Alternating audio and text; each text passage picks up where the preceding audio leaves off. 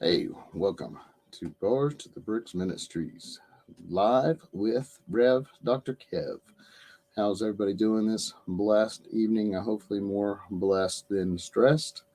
Uh, we are going to have a special guest tonight, Mark Tashunka Winko is his channel name. Mark is going to give his testimony this evening.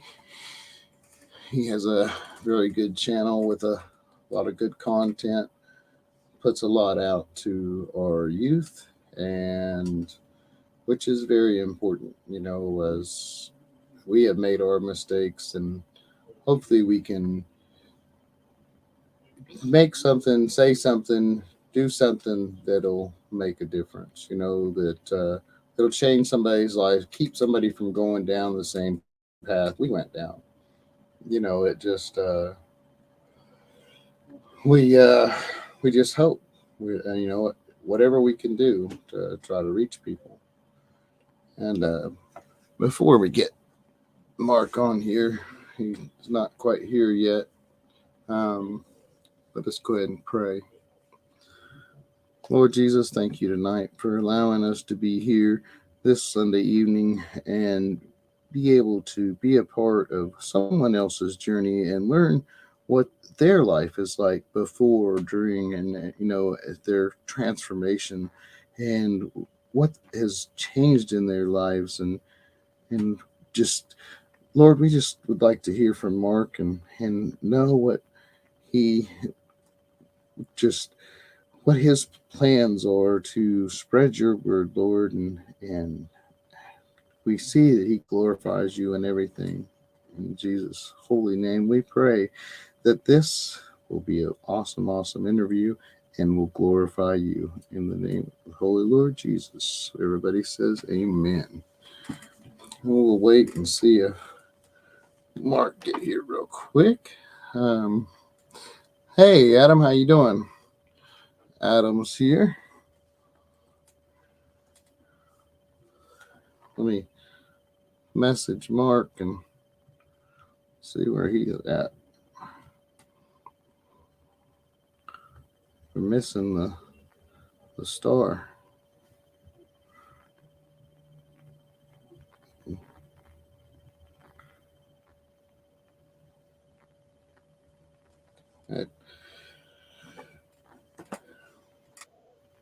How's the weather over there in Australia, Adam? Had better days. Yeah, I've been wore out today. I don't know. I went pretty hard for a couple days, and I finally got everything organized and up and running. Oh, here is Mark. I'm going to bring Mark in.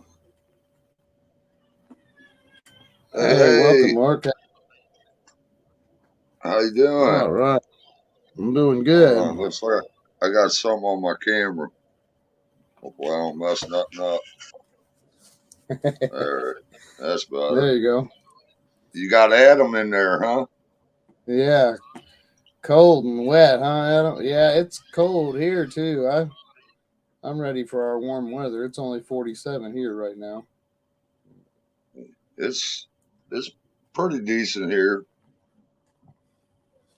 Yeah, it's not horrible here, but I'm a sissy when it comes to the cold. I like that warmer weather. I used to like the hot weather, and now not so much that either. but Yeah, but Adam's been on my mind a lot here lately. I've been there a couple times a year. I'll see a homeless person. I'll take them home for the night. yeah, Um, you was telling me I about can't. that's awesome.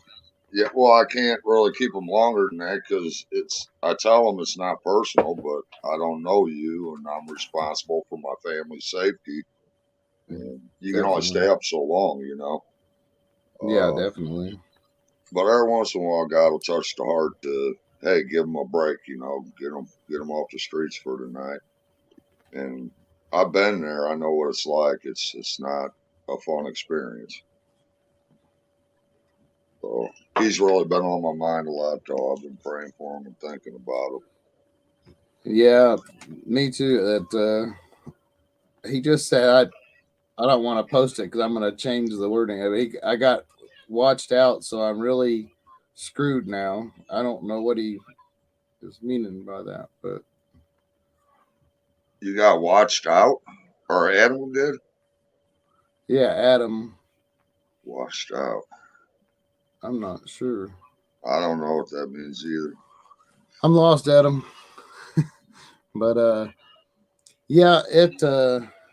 I talked to Jay a little bit ago, and he said that he got to play on your Minecraft world yesterday.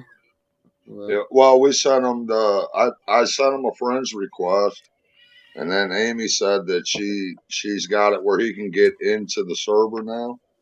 Okay. Um, so later on, after we get done with this, if he wants, he can go through you, and Amy can meet him in there and show him around. Because the railroad lines I built go on a ways to different things in there. Oh. She built a Oh. church and everything. Oh, cool. Yeah. It rained real hard, and his tent and everything got washed away. Oh no. And Oh that no. that's no good. No, it's not good. Oh. Well, what I Well, worry about him being out in the bush, they got alligators and not nice critters out there. I mean, Australia's got like 8 of the 10 top deadliest creatures in the world. I mean, yeah, yeah, spiders, snake. They've got all sorts of creatures that are not friendly. that's what I think about all the time. He says out in the bush, And and I picture the bush like he's probably mean and out in the wild. Uh, them kangaroos will kick your butt. yeah, yeah. I've I've seen videos of guys trying to box them, and it's a big mistake trying to box a kangaroo. Yeah, They get there's grown men get their butts kicked by them kangaroos. boxers get beat up by them kangaroo Oh boxing yeah. kangaroos. Well, imagine how strong their back legs are too if they catch you with one of those. I mean, Oh yeah. I think they call them Uh, joeys or something. yeah. I guess the babies or something. Well, Adam, hopefully you can hang in there, bud. Um, man, that I'm really sucks. You're halfway around the world. Yeah, But I know. That's what I told Harvey. If he was here in St. Louis, I'd be like, come on over. yeah, if he was anywhere in the Midwest, he would have a home. I mean, me and Eric would make a spot for him or something. I'd be Heck, we able to got. sleep with Adam in the house. Oh, I'd be Oh able to yeah, go to sleep. Hey, man, I'll get we my got old man glasses so I can see. that RV in the backyard. That Thank you. it's not a new fancy, but it's better than a tent in the bush and the weather. Yeah, they're here, and I guess Australia probably gets freezing too sometimes, depending on where you're at. But there's been nights here in Yeah, St. Louis I've walked all night because I felt if I went to sleep, I wasn't going to wake up the next morning. It was so cold out. yeah. That's just crazy. That's just crazy. And then cleaning up in bathroom sinks to try to stay clean at gas stations and stuff like that. Yeah, I could imagine. I could imagine, but I can't imagine. It just man. I'm I, cleaning. I'm gonna put you right here for a sec, Kev. I'm cleaning my glasses off so I can see a little better. all right. Let me see here. I can do this. So yeah, Amy will give Jay the grand tour, and he'll be safe in there. It's just me, my wife, usually my wife, and my grandchildren will get in there once in a while. And there's no adult discussions that go on in there. Well, Uh, that's what I figured. That's what I told his parents that I well, and I trust and haven't done everything. it for a So, while, but with our baseball teams with the kids, and I'm glad they uh huh. did this. They would always make you do a background check, they'd run a background check on you to make sure you didn't have any bad cases or anything. Uh-huh. And you know, the last coach we had, he was wonderful with the kids. He built them up. You know, he didn't tear them down. But he goes, you Mm-hmm. got a few things on there. He goes, but there are things that might come in handy with out, you know, parents that are mad and not too happy on the other teams because it gets pretty crazy. Adults forget that the games are for the kids, Yeah, and sure. sometimes mom and dad get out of hand. And where we played the last time, they sold alcohol there. I don't think they should be serving alcohol at little league games. It just increases the chance something bad's going to happen. Well, sure. Yeah, and the online regular online can go, and it's like my grandson who's 13. He can only have the headphones on if on any game. If I'm me or his dad or somebody is on there and has headphones on, or my daughter or somebody puts some headphones on, and you know, uh, That's wise. I've played yeah. Grand Theft Auto, and children do not have any business on that game. And I've With heard kids the can't be 8 years old, 9 years old in there. And oh yeah, I like I'm Fort thinking, I I'm like sorry, go ahead. Fortnite. Oh, you're good. I like Fortnite, but unless I have a private party, I won't put a headset on because it's mainly kids and I'm an adult. Yeah, So I yeah. I could have some parent get on there and hear their kid talk, some adult talking. We're gonna have, I would Well, hope they would yeah. have, Especially like my voice, I got a real deep voice. And there was a kid I found in St. Louis down at the bus station. And some said, go ask him if he's all right. We went over, me and my buddy, I was dropping him off. And I went over and I said, hey, man, you all right? And he covered himself up. And long story short, he got robbed down there. They even took his tennis shoes. And mm, it was real hot, humidity. He was having a heat stroke. And I took him home, got him some clean clothes. I was washing his clothes. And I said, give me your mother's phone number because he was on his way back from California. His mother sent him out there for rehab. And he gave me the number and I called her and I said, look, here's the St. Anne police number. If you want, call them. They can come by and check on him anytime they want here. But I knew if I called her and she heard my voice and I said I had her son, you know, he got robbed at the bus station. I'm a parent, so I understand that. She might yeah. be concerned about that. She never did call the police or anything, but we finally got him home and he was doing good for a while, but I haven't heard from him for a minute, so I hope he didn't fall back off the wagon. It He gets wanted me to be hard. his sponsor, but I told him, no, you need somebody closer to you to be your sponsor. You know, I'm not, you can call me anytime, but she said, what did you say to him? He come back with a whole different attitude and he asked me how he would do in prison. And I was very bluntly obvious, you know, honest with him. And I think it might have scared him a little bit, but I wasn't lying to him when I said he would most definitely be a victim in prison. Uh, and I don't know. It'd be nice to hear from him again, though, Yeah, because well, he was a good kid. I told a couple one of my kids, at as well that it's you're not cut for prison, and I'm glad. Yeah. That's that's a good thing.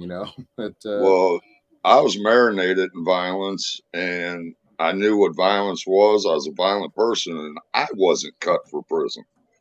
yeah, Uh, you know, that's it's a where I whole different realized world. I'm not as tough as I thought I was. Yeah. All right, Dev. There, Jay's brother Dev's on here. Mark. hey, Dev, how you doing? He likes the Pokemon. I saw that Pokemon ball. Yeah, yeah. He likes Pokemon Go and a lot of the Pokemon. Their little brother that goes to is in the same class with Eric's boy Grayson, he is big in that Pokemon. Yeah. He'll tell you all about. I've learned more about Pokemon from Nova than I have in my life. Most You of know my the knowledge comes from Pokemon the Go? 5-year-old. They got a Pokemon Go. You walk around. It's an app on your phone. This is kind of funny. I didn't know this, but I'm behind the neighbor's house up on the back porch, and they had just moved in. He goes, "What are you doing on my back porch?" I said, "I'm trying to catch this Charizard." And my son told me, he said, "Dad, you don't have to go all the way up to the spot right on top of it. You could have done it from out Yeah, on the street." on the street. So Yeah, I'm up on the back porch. I'm looking at it and get shot the way I was creeping around after some of them Pokemon. yeah, yeah. That I got that on there because the Deb plays that, and so I loaded it on there. And well, his dad's got it too, but Yeah. the Well, and it encourages walking and exercise and stuff, you know.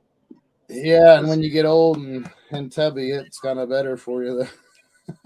But well, that game Jay's playing that Minecraft, the guy that did the beta version of that, he did that in hey, one weekend. One weekend, the speaking beta. speaking of, there's Jay there. Hey Jay, Amy gets on that Minecraft a lot, buddy, and she'll get on there and show you around because we got railroad lines that go way out, like 4,000, 5,000 squares away from the starting area there. We already killed the dragon, but we haven't, done much more than that. Uh, there's still other stuff we can do in there, and I could put 2 other worlds on there on that server. We can have up to 10 people. Okay, yeah, Jay was showing me his world the other day, and I ended up getting this computer, and my real world went upside down for a couple days. My channel was blowing up, and I couldn't do nothing about videos or nothing to keep up. Yeah. What exactly is it? The network or is it the software that was having a problem? Well, I found a. He said he's living on an island. Um,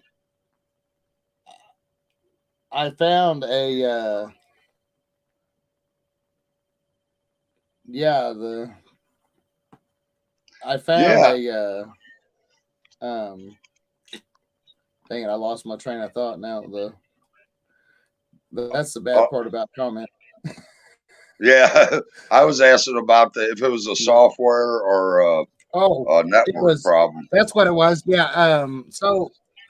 So I found. I was looking for. I found a little TV. It was $10, and the lady had a computer and stuff as well, a desktop, and uh printer set up, everything, monitor. And so I said, well, I'd really like to have that, but I'm just a small ministries and I don't have a lot of money. I try to be frugal with what I do have. And Sure. so she was like, she gave me the TV, the computer, printer, and everything for $65. Well, it's an older computer. It's old enough that it don't even have a Wi-Fi capability. So I had to tether the laptop to the desktop, and I'm using the internet connection from the laptop. It's just hardwired into the computer. So, Okay. Well, on some of them, it depends on the but circuit boards in them, but a laptop probably not. Some of them you can add uh, network, yeah, I Wi-Fi can. adapters. Well, I didn't even think about it. Me and Corey went in and got the piece I needed, the patch cable, and I didn't even think there was a used store in in Iola where we was at. A used computer store. I probably could have got a Wi-Fi network adapter for the same price I paid for that cable at Walmart. But I mean that's okay. It works, and uh, eventually I'll have a hard connection anyway. But Right. uh, a little bit short on the longer cable that need to get it from the router. From because the router is in Eric's in the studio and office in there. So Yeah. You message me, and I always, whenever I'm gonna talk about certain things, I always try to say a little prayer before I do. And Definitely, yeah, I'm not the most yeah. eloquent with words, but neither was Moses.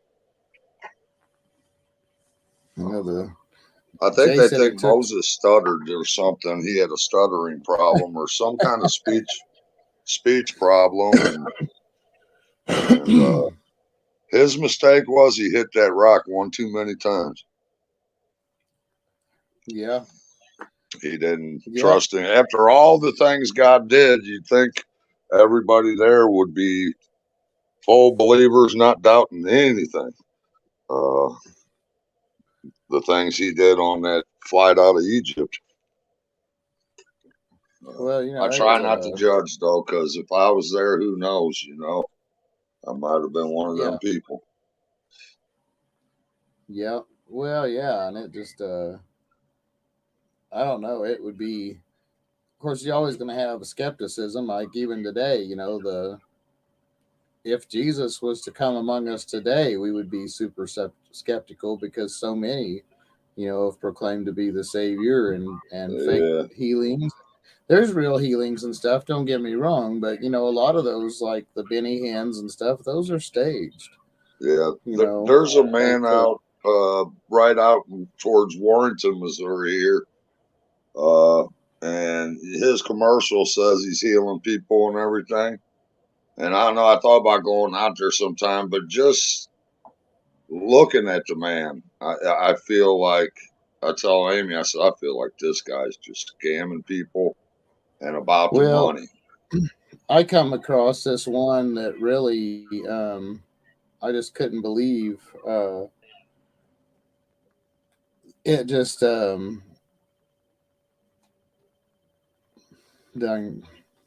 comments again. I got to quit looking at the comment.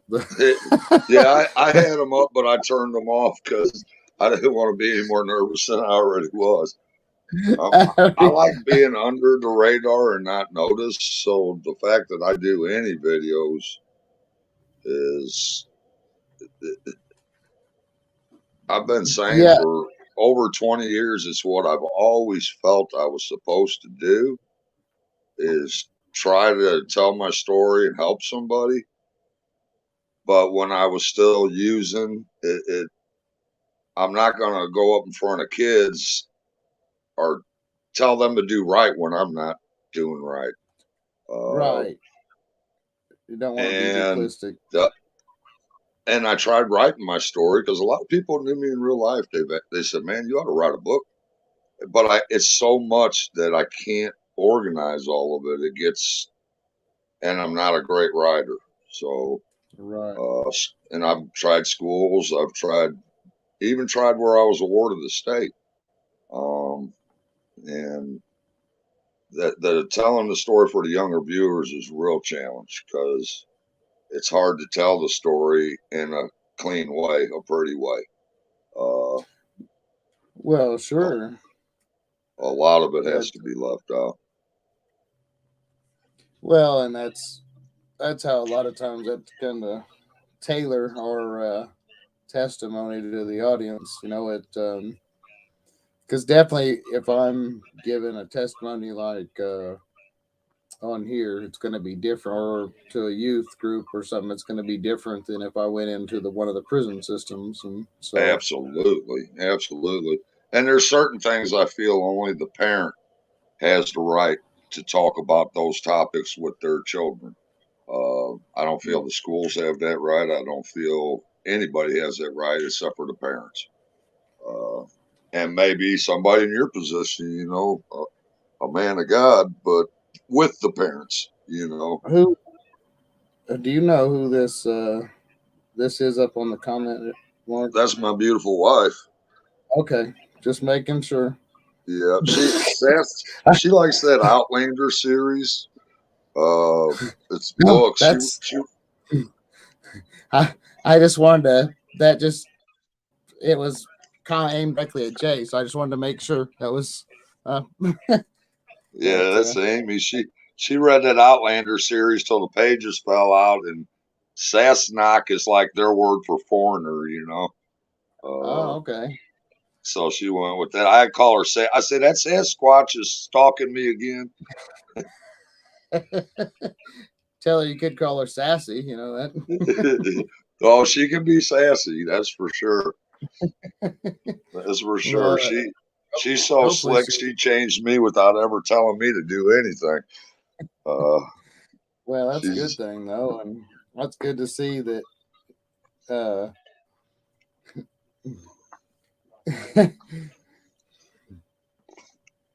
that yeah, I mean that's a good thing that she's up and feeling better and stuff too. That she's able still to. a little sore. They cut her in 4 different Oh yeah. places, but Yes. it was horrible watching somebody you love that much on her knees, and I mean she was just howling in pain.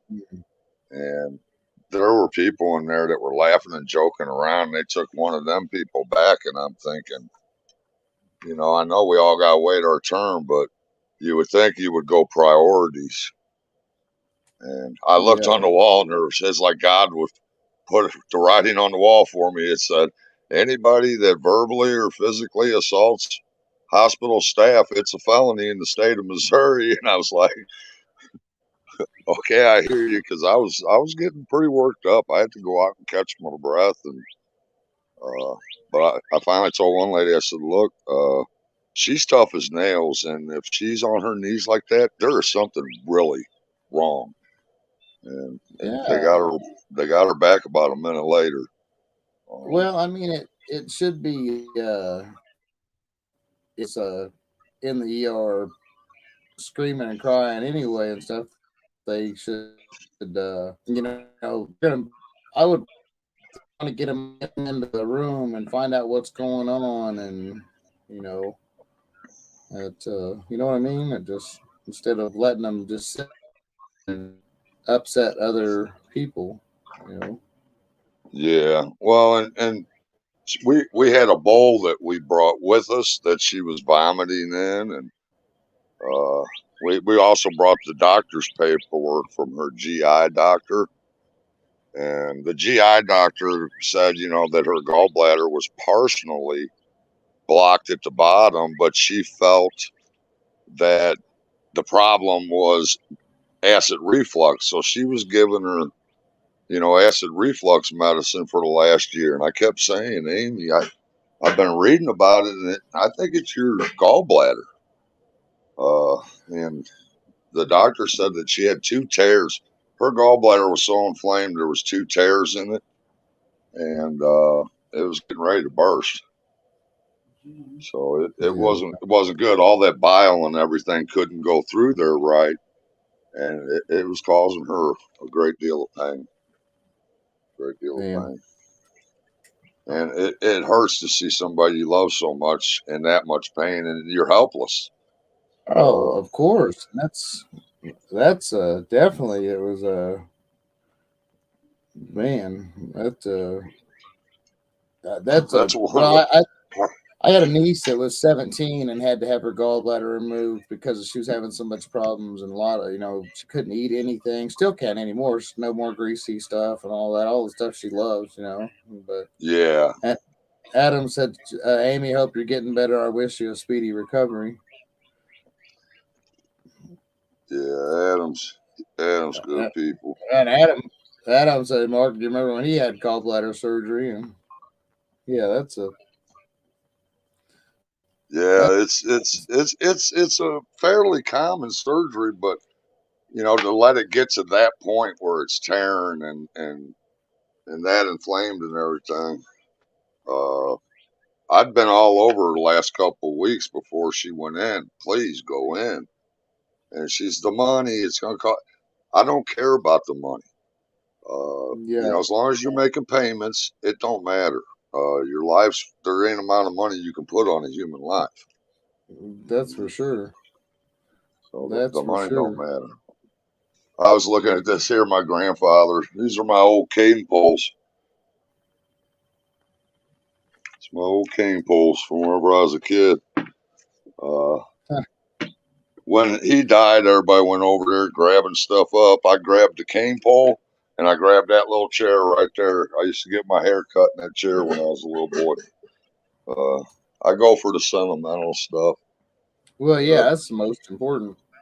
Yeah, that's all I wanted right Um, there, you know. it's all my jeans across the room, but one of my most prized possessions is a keychain my nephew Walker made me a couple years Yeah, ago. You know, yeah. that's worth nothing to Have, nobody else. That have means you ever everything heard to the me. box? It's Randy Travis song called "The Box." Oh, I'm sure I probably have.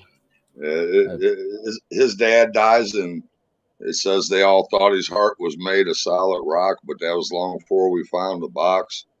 I've got a hmm. drawer that's got rocks, just different things that the kids have given me over the years.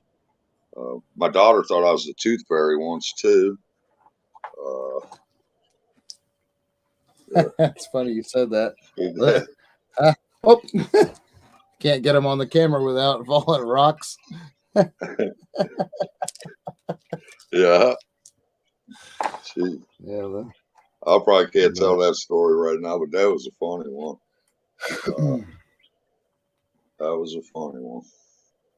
I said, "No, I'm not the tooth fairy, sweetheart."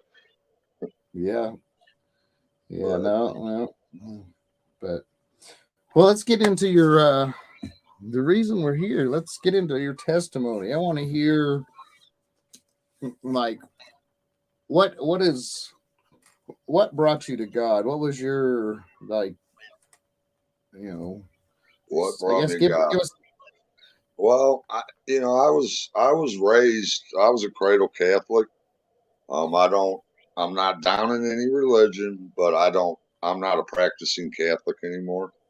Um, I I always say was. I'm a recovery Catholic. Yeah, yeah. I mean, they tended whenever I was a Baltimore Catechism age Catholic, and uh, it's they preached more. If you're good, you go to heaven. If you're bad, you go to hell. And it was more they just try to terrify you, and Yeah. and you should be afraid of hell. I mean, that's something Well, to be terrified about, but that's not. You don't get to heaven by doing good and not doing bad.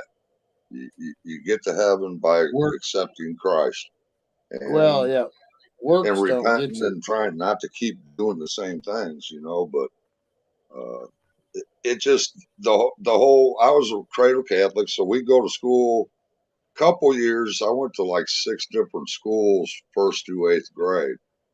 Um, and when I went to those schools, it was every morning before school we go to church, and then Saturday night or Sunday morning we'd have church with on the weekend, and I just so I always knew who the real God was, um, but there was a lot of violence in the house as a kid. Um, a lot of arguing between my mom and dad, and he had a very bad temper. He would get physical. Um, and my mother, she, there was a time with women where the men worked and the woman stayed at home with the kids. Well, my mother wanted to work because a lot of times what would happen is the man and woman, the kids would grow up, move out, and then the man would leave the woman for a younger woman, and the woman to raise kids would be left with nothing. And my mother, she was too smart for that. She said, I want to work, have my own career. And there was a lot of battles over that. But I remember real quick, whenever I was a little boy, I can remember they were arguing one time. And I had this basset hound. I used to always whisper in her ear when they were fighting because I would get scared. That was like my person I would tell all my feelings to. And I went out into the woods, and that's where it was weird. I know that day I've been telling Amy since we've been married. Somebody asked me to do something, said it would be hard, but I could never remember. I said I'd do it, but I couldn't remember what it was. And Mm-hmm. growing up, my someone committed an act of violence against my mother. When mom and dad divorced, dad had no custodial rights, none. The only reason we got to see him was out of the goodness of my mother's heart. And so that should tell you kind of how the marriage went. But uh, a guy that used to babysit us did something really terrible to my mother, and she sent us to live with my dad and stepmother because my the guy that did it said he would come back and kill my mother if she called the police. Uh, Hmm. I didn't know that. I can remember the police being there that morning. Uh, I can remember a lot of things from that morning, but I never knew what happened. You know, you don't tell a 6-year-old kid something like that. But my stepmother was a very just real insecure woman, and she would call us Sheila's kids. And I mean, I can close my eyes and I can see her with her teeth gritted, you know, and the scowling lips and just hatred in her eyes. And she used to Hmm. always say, you know, your mother didn't love you. Your mother didn't want you. You gave her stomach aches. That's how you ended up here with us. And just vicious things she would say all the time. Hmm. And things got so bad in that house that my brother was spitting blood. And I remember my mom took him. She was the only one that could take him to the doctor. My dad didn't have any parental rights, so she took Kenny to the doctor. And I remember the doctor said, "What is going on in this child's household? Um, he's got 2 bleeding ulcers, and my brother was only 11. I was 13 by then, and there was a lot of physical abuse went on in that house. Um, Getting drug out of bed and beat all over the house, you know, and then while you're getting kicked down the hallway, you're hearing your dad say, "Are you happy now?" Asking her if she's happy. You know, it's like, well, what did Hmm. I do? You know, I didn't marry her. I wasn't. I was a normal kid up until I moved over to my mother's. That I just rode my bike. I fished. Uh, but there was some physical abuse, but extreme mental abuse in that house. And they were always arguing, and you just lay in bed at night scared to death that your name was going to come up. Hmm. And my mother, after that doctor visit, it was right towards the end of my 8th grade year. She yanked us out of that house, and she was living on the east side of the Mississippi over in Belleville, Illinois, by East St. Louis. And my dad lived in St. Charles, Missouri, which was a real nice middle class neighborhood. We had a lake behind the house we could fish in, a community swimming pool. But I was lied to all them years, being told my mother didn't love me, she didn't want me. And when mom yanked us over there, I called my dad, and I knew it was bad at my dad's, but I felt like at least he wanted me, if that makes any sense. I mean, I was a kid.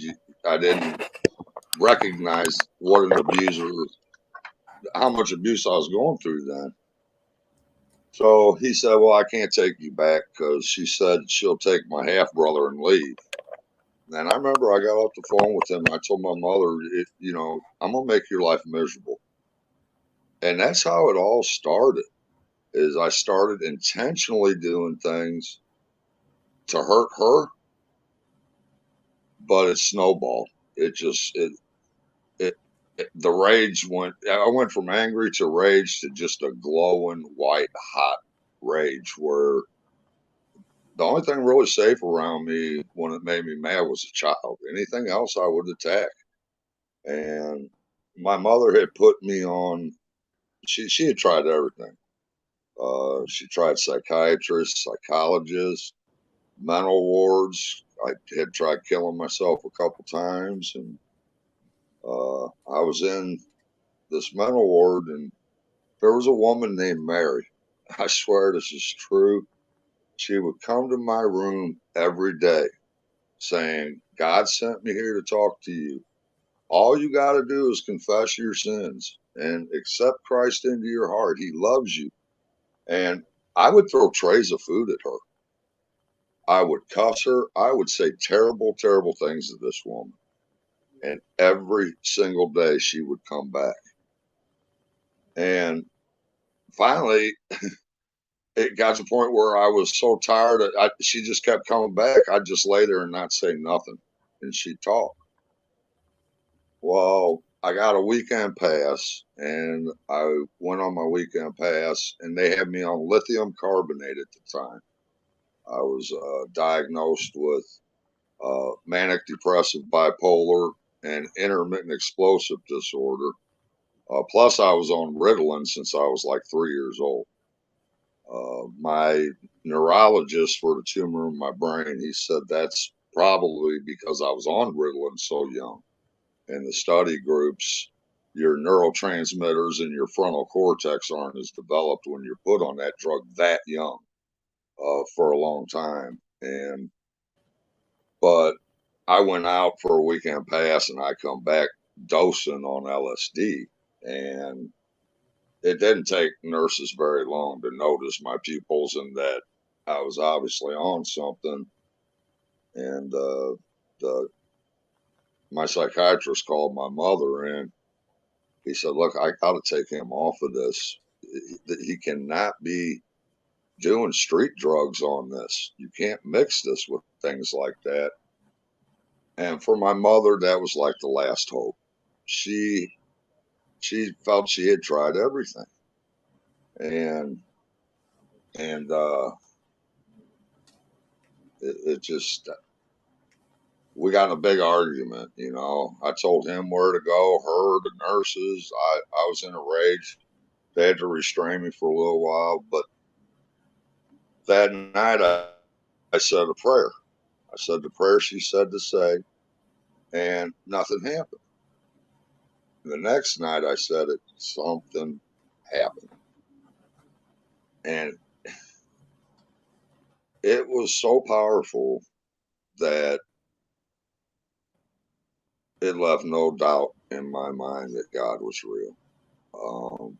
I've never in my life felt peace like that. Not before, not since. I backslid after that, but for 8 months, I mean, I was on fire.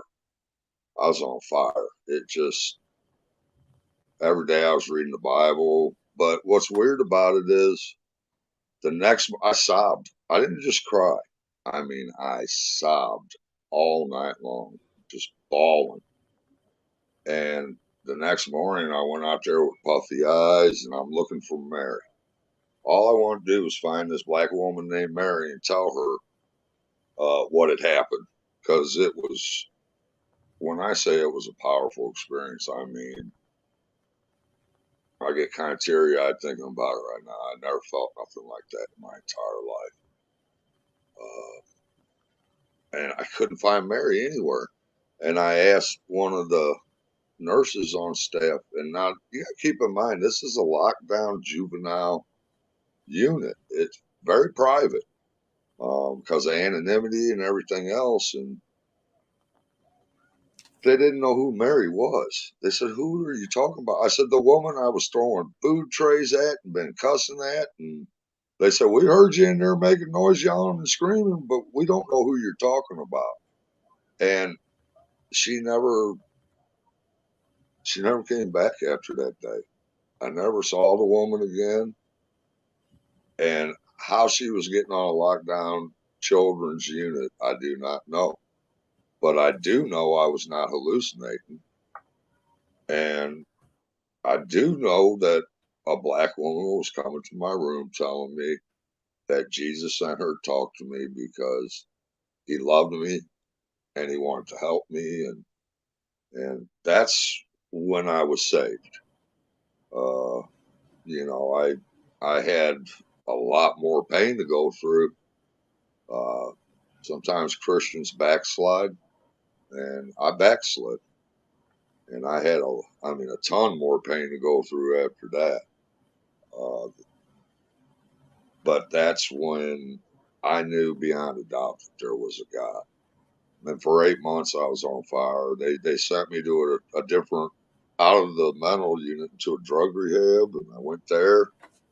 because that's why he said he wouldn't keep me on the lithium unless I would go into rehab.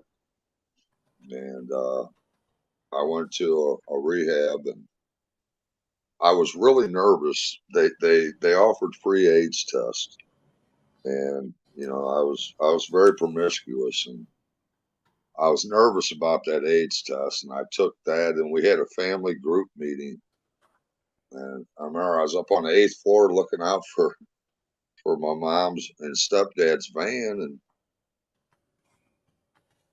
and I really had that AIDS test on my mind. I just knew in my mind I had AIDS, and I went to go back on the eighth floor, the door's locked. I go to the seventh floor, door's locked.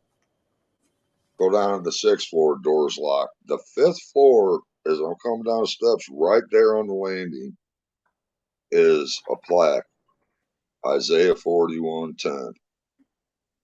Fear not, for I am with you. Be not dismayed, for I am your God. I will strengthen you, and I will uphold you with the right hand of my righteousness.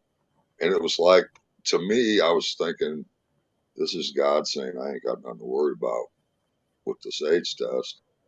And that's why, to this day, that's my favorite verse. It got me through prison. It got me through being homeless. It got me through a lot of stuff, that particular verse. Um, but the door was open on that floor. But, I did real good for about 8 months. And then I started hanging around with old friends again.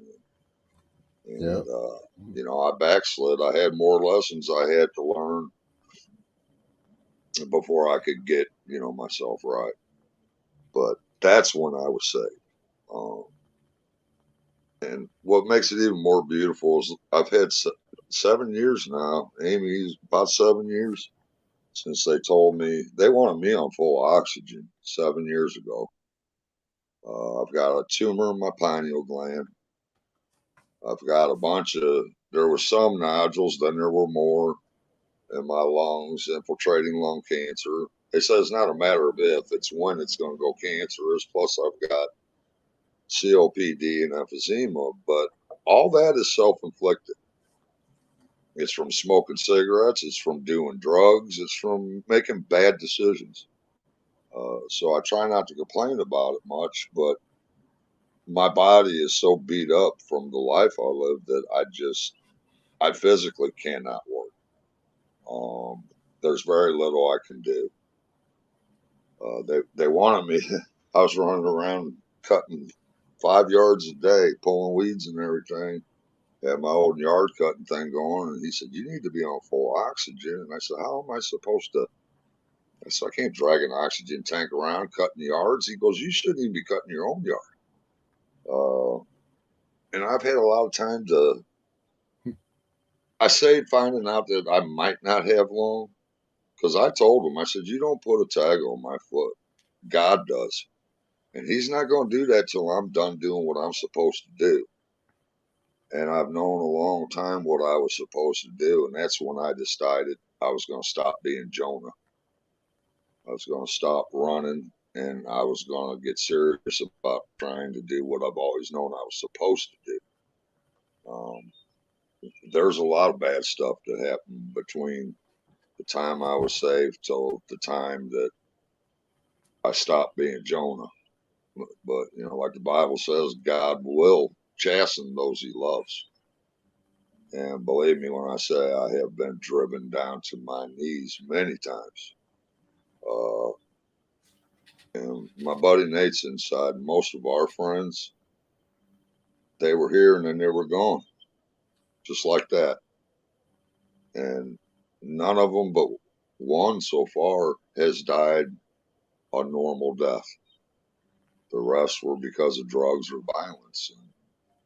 And so I set about trying to do what I felt I was supposed to do, but schools, they won't let you talk there. They don't like when you talk about God in schools.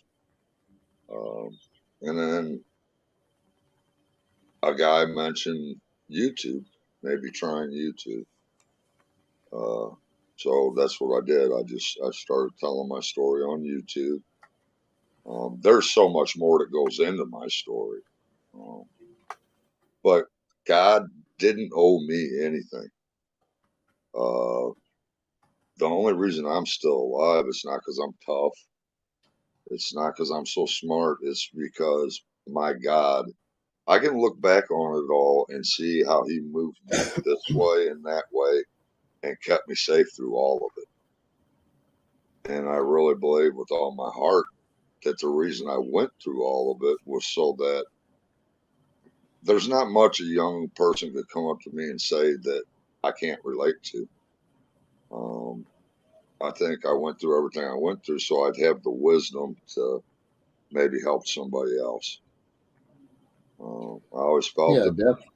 just one kid, even would take a different path. I had a right to be hurt, and I most definitely had a right to be angry. But it's how you deal with that that matters. The only thing we have in this world, really, when we come into it, is time and choices. And you have to be very wise with both. When you destroy yourself with drugs and alcohol, and you destroy yourself and hurt other people with violence, you're continuing to be a victim. You're continuing to hurt yourself. Whenever I was in the house, that's all on my father and stepmother. But once I was out of that house, I'm the one that chose to deal with it the way I did, and I did not deal with things positively. Um, I Well, tried to.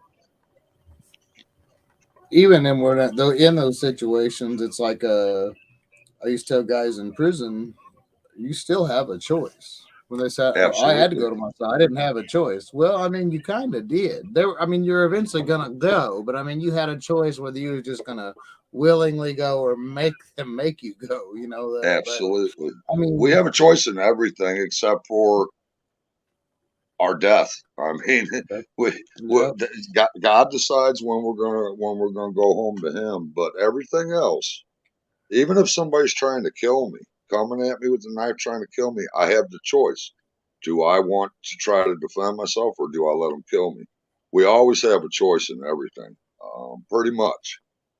Uh, Now, there's extreme circumstances, uh, like the Holocaust, but we won't even go into stuff like that. But I mean, there are circumstances where the choice is taken away from you, but God gave us all free will. Um, and Absolutely. I believe there, everybody's got excuses for their actions. I believe when we are judged, there will be no wiggle room. There will be no but. There will be no, we will know in our hearts that we were judged justly and that whatever happens, we've earned it. Uh, but I don't think there'll be any, you're not going to have a lawyer when that judgment comes that's going to be able to find a loophole. Uh, No, no, you, your heart's going to be convicted and you're going to know. Uh, that's what I think, anyways. I absolutely agree with that 100%. You know that. You know that. Yeah, my, look, God didn't owe me an explanation, but I almost feel like He gave me one. Because I look back on things now and I'm like, oh Lord, I see His purpose in all of it. And when it was happening, this is a perfect example. Even in a horrible, terrible situation, uh, God has His purpose in it. My brother Joshua, my half brother, he had a son named Colton. Well, Colton was born with fluid on his brain, and that little boy, you would hold him for even 5 minutes, and he would have just seizure after seizure after seizure. The first 6 months of his life, he was in the NICU, the NICU, and they brought that little guy back. I don't know how many times. and my brother made enough money, him and his wife, that they could have an at-home nurse, and he died one day before his first birthday. And Mm. I got angry with God. I had a talk with God, and I said, you know, you always, I was always told that you had a purpose for everything. You can't give me a purpose for this, Lord. I remember when I went out of the church at the funeral. I'm ashamed of this, but it's the truth. I was mad at God. I was so mad I kicked the door. I had watched my brother suffer terribly, and I had watched that baby suffer terribly. But that baby right now is with God. And my brother asked people on Facebook, just do a random act of kindness in Colton's name. Well, that blew up so big that he ended up starting a nonprofit organization. It's called Kindness for Colton. Well, And that's a, so that I like that stuff. That's well, they have bought wheelchair accessible vans for people. They have paid for housing for parents in town, you know, to Cardinal Glen and different places. So many lives have been touched in a good way. And it's all in my nephew's name. You know, my brother, there's a video on my Facebook or on my YouTube of him and my sister-in-law at Mercy Hospital. They asked to interview him, and he said, I didn't want my son's time on this earth not to be remembered. So he started the nonprofit. He said, you know, he's got his minister's license now too. Uh, but he said that anytime you could take a negative and turn it into a positive, of course. you know, that's Yeah. a good thing. And I had to, when I seen what all that blew up into, I mean the audacity of questioning God Almighty.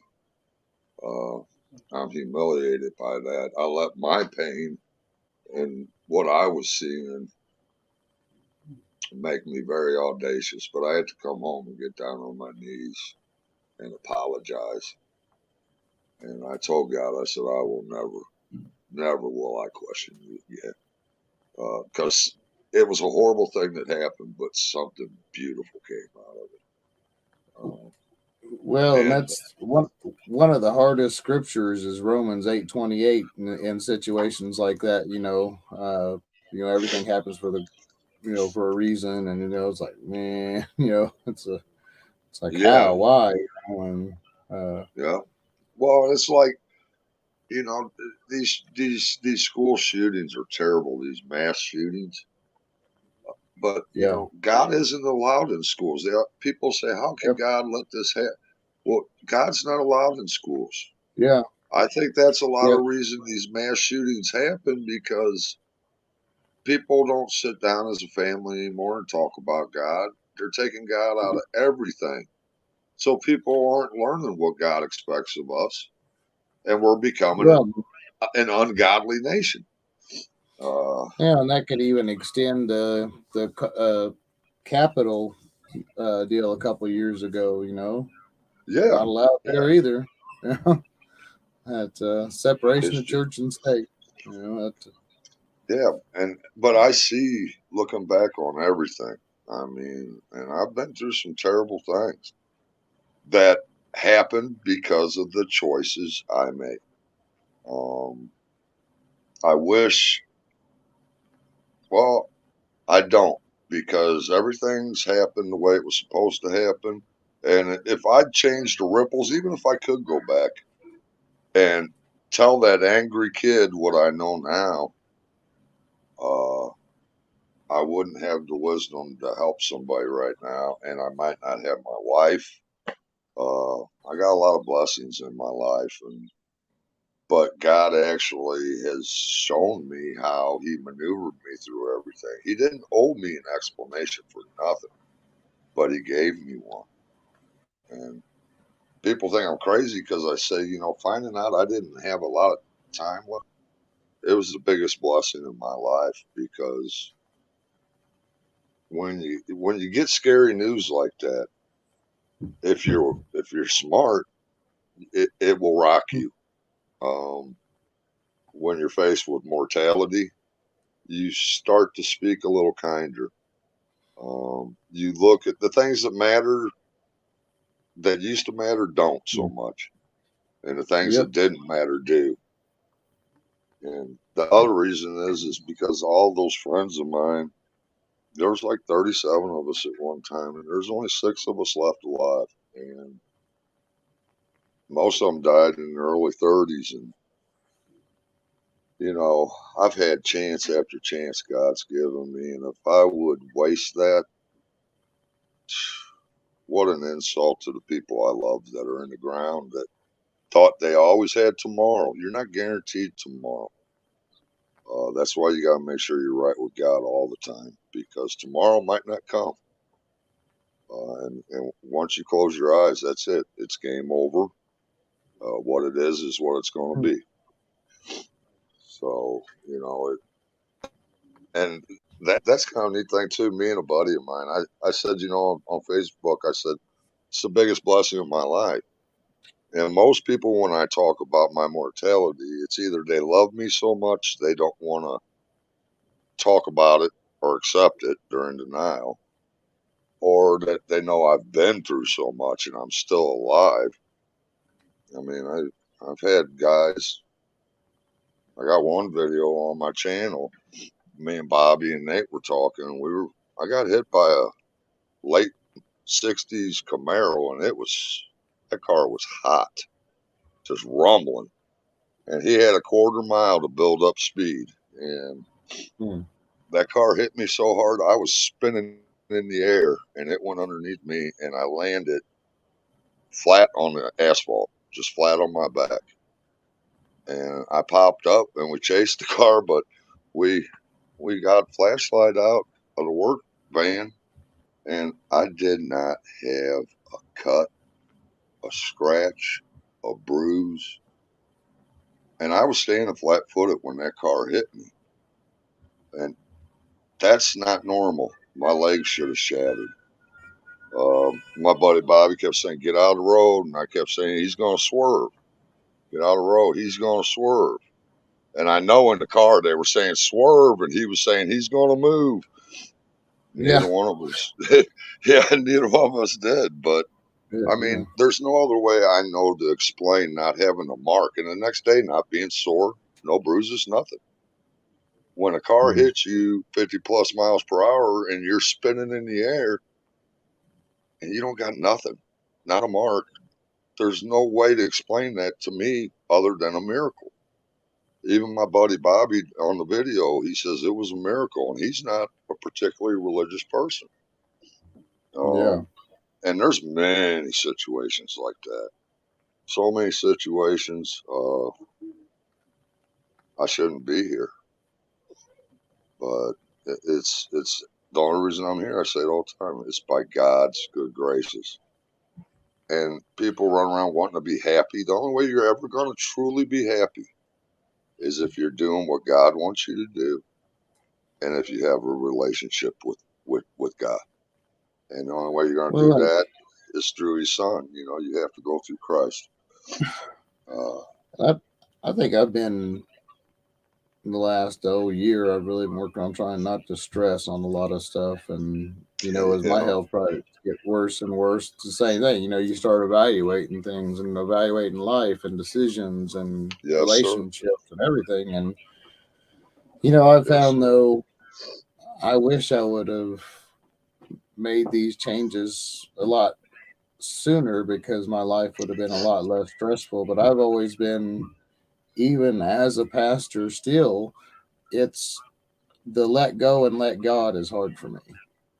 Yeah, yeah, Giving up sure, control. sure. I want to be in control of everything, and it don't work like that. And I was going to say that earlier. so, I was going to say that but earlier. That was a hard lesson for me to learn too. I used to actually be so arrogant. I used to think I could control other people and things around Amen. me, and just recently I learned the only thing I can really control is myself, and only sometimes. Uh, you Yeah. know, but for us to think that we could control what goes on around us is just audacity. My father used to get very mad at me because he has planned every second of every day his whole life, and he's always Hmm. stressed out about everything. And he said, "You just float around like a leaf on the river, and everything just works out for you somehow." And I said, "Dad, you go to church every Sunday. Do you ever read the Bible? You know that verse about don't worry about Do what you're not going to worry eat. about. Yeah, look at the birds. Well, They there's they're even the most simple. It even simplifies it further than that. It's also in Matthew that do not worry about tomorrow, for tomorrow will worry about itself. that's right. You know, That's right. but And it's the truth. I mean, we can't control things. Some things I'll we tell you can't what. control If ourselves, but there's a one short prayer, if we all applied it, our lives would probably be a lot better. The Serenity Prayer. yep, You know, grant me serenity yeah, to yeah. accept the things I cannot change, Uh, courage to change change the the things things I I can, can, and the wisdom to know the wisdom to know the difference. difference. And that's the tricky Because one, the wisdom to know the difference. Uh, right, that's the hard one, but yep. it's true. And I always say too, we live in a very judgmental world where Oh, everybody's absolutely. pointing their finger at everybody else, their flaws and their mistakes. And if everybody would be able to just look in the mirror and see what's staring back at them and be honest with themselves and work on their own selves, fixing their flaws and their inadequacies instead of judging on everybody else, I think just that one thing would make this world so much better. Uh, Well, we absolutely. It just people followed the golden rule, which the golden rule was do unto put forth others. by Jesus. That Yeah, was also in Matthew that's the do seventh. unto others, isn't it? The golden rule is you'd have them do Yeah, unto do unto you. others as you wish to be done unto you, and it's same. It's he uses a lot of Jesus uses a lot of that in Matthew 7:1. Judge not, lest ye shall be judged. In the same That's measure right. you judge, you shall be judged also. Do not judge your brother. The do not call out the speck in your brother's eye before you remove the log in your own eye. So Yeah, yeah, it's true. It's true. I see people yeah, all the time judging. And what's yep. even crazier is I've seen some people that I know are like way out there on drugs, and they're pointing telling somebody on Facebook they need to get off drugs, and I'm thinking, oh my goodness, you hypocrite. You are on drugs as bad as anybody I know, and you're telling them to get off drugs. It's just But Mark, sometimes it's that I feel the same way in some ways, and in other ways though I can identify, because it's like when you're smoking a cigarette and you're telling the kid don't never do this, yeah, don't yeah. I smoke, see. That's because I know it's what you're saying. it's hard for us to quit, Yeah, and even if they're still doing drugs, they maybe wish they didn't, and because even when I was getting high, deep down, I wanted everybody to get off drugs and get clean. And I do too, but I know people that still do. And I don't expect I quit. I can't drink. When I drink, I get mean. I just get mean, and see, I it don't depends expect on. everybody else not to quit drinking. I try to make sure I do the best I can. Um, I don't like being around certain things like pain pills and opiates. That's the one thing that I was a slave to it. And I started taking pain pills because I have legitimate pain. I mean, every rib in my body's been broke at one time or another. Knees are messed up. I mean, I've just been my body's taking a beating because of the lifestyle. Um, but I legitimately was getting a legal script, and the problem is, and plus I'm manic depressive bipolar, and those Mhm. pain pills release dopamine in the brain, and dopamine gives you that euphoric, happy feeling. And I can remember telling a buddy out in Arizona, I said, they ought to prescribe these for bipolar people. I said, I feel happy. And I'm usually very depressed, not happy. Uh, and he said, of course you're happy, you're high, but I didn't know until I went to classes and stuff that there was a chemical reason for that, So I Right. kind of got addicted to feeling happy. Uh, that happy feeling too was addictive for me. And you can stay on certain drugs that you will permanently mess your system up where you're not Well, and producing, the chemical that makes you feel happy like you should. well, But and it just it also, if we're I don't know, we can abuse even the prescription drugs and stuff, it to a point, and even I prefer. I'm not big into doctors and um well, all mine are hologistic or something now. They try other holistic. things Yeah, besides, and I believe you can't just treat. You got to treat the mind, body, and spirit all at the same time. ab- You can't. absolutely, You can't absolutely. just, Yeah, treat because a lot of mental and spiritual problems cause physical problems, and vice oh man, versa. I didn't. I just found out, it's crazy, from a kid of all, but I got a lot of stomach issues, and I didn't know there's nerves in your back that can cause problems in your stomach. Oh yeah, Uh, yeah. my lower five discs are pretty much, there's nothing in between. They're I got degenerative disc Oh disease, and yeah. it's like that makes sense. Sometimes I'll pop my back, and the stomach pain will ease up a little bit, and I know I have ulcers and stuff too, but Yeah.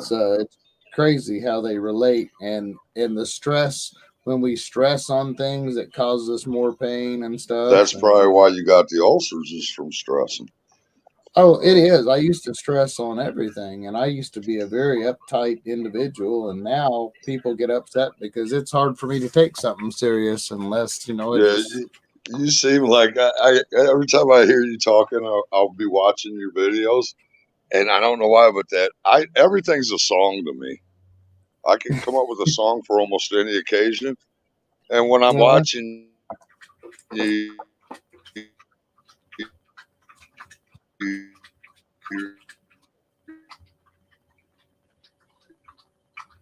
oh, I think we lost Mark. you're just all they call. Hold on, there you go. It Uh, just zoned out on me for a second. We got a lot yeah, of clouds moving in, yeah, but we got some weather yeah, here. that Mellow Yellow song's what pops in my head. They call me Mellow Yellow. Quite right. Yeah. Yeah. Yeah. And I don't know why I can remember almost every song I've ever heard. And the other thing is the Bible. When I read the word, it stays with me. Almost anything else I have to read Bible and in my head. I'm always singing. My friends kind of think I'm nuts. They used to have or a cartoon when we were kids. It was the owl, and this little kid owl wants to play this jazz, and he's the one I like to sing about the moon and the June and the spring. Back in the day, I'd be roofing singing that song. Or I'd say, I wrote a song about it, want to hear it? And if I sit there around Nate, and they'll go, it goes, because I'm just always singing something. That's my Yeah. happiness. Eric's But got a buddy that he used to work for. Well, his buddy's brother was the boss, but they're these fellas. They're bigger guys. They're not, and they're working with him and they're framing, framers and stuff. He said he looked one day and that song Tootsie Roll, had come Yeah, on. And he said, Tootsie "Here they are Roll Pop, twerking." I'm in Yeah, love. he said, "Here they are twerking, singing the Tootsie Roll." And well, when Is his that buddy went to bed, he's like, "Make everything sure I you don't." think I see Yeah. becomes a Well, Tootsie I told him, I Roll? said, "Well, tell your buddy." I said, "When he's in prison, if he hears that song, don't start twerking." Yeah, yeah, yeah. There's a bunch of them. I mean, that Tootsie Roll. I do that too. There were certain jingles for different, like Frederick Roofing here. The hole in your roof for a whole new roof, Frederick Roofing. And I got a wide variety of music though. I like classical. Now I'm not by classical. I mean Bach, Beethoven, uh, musicals.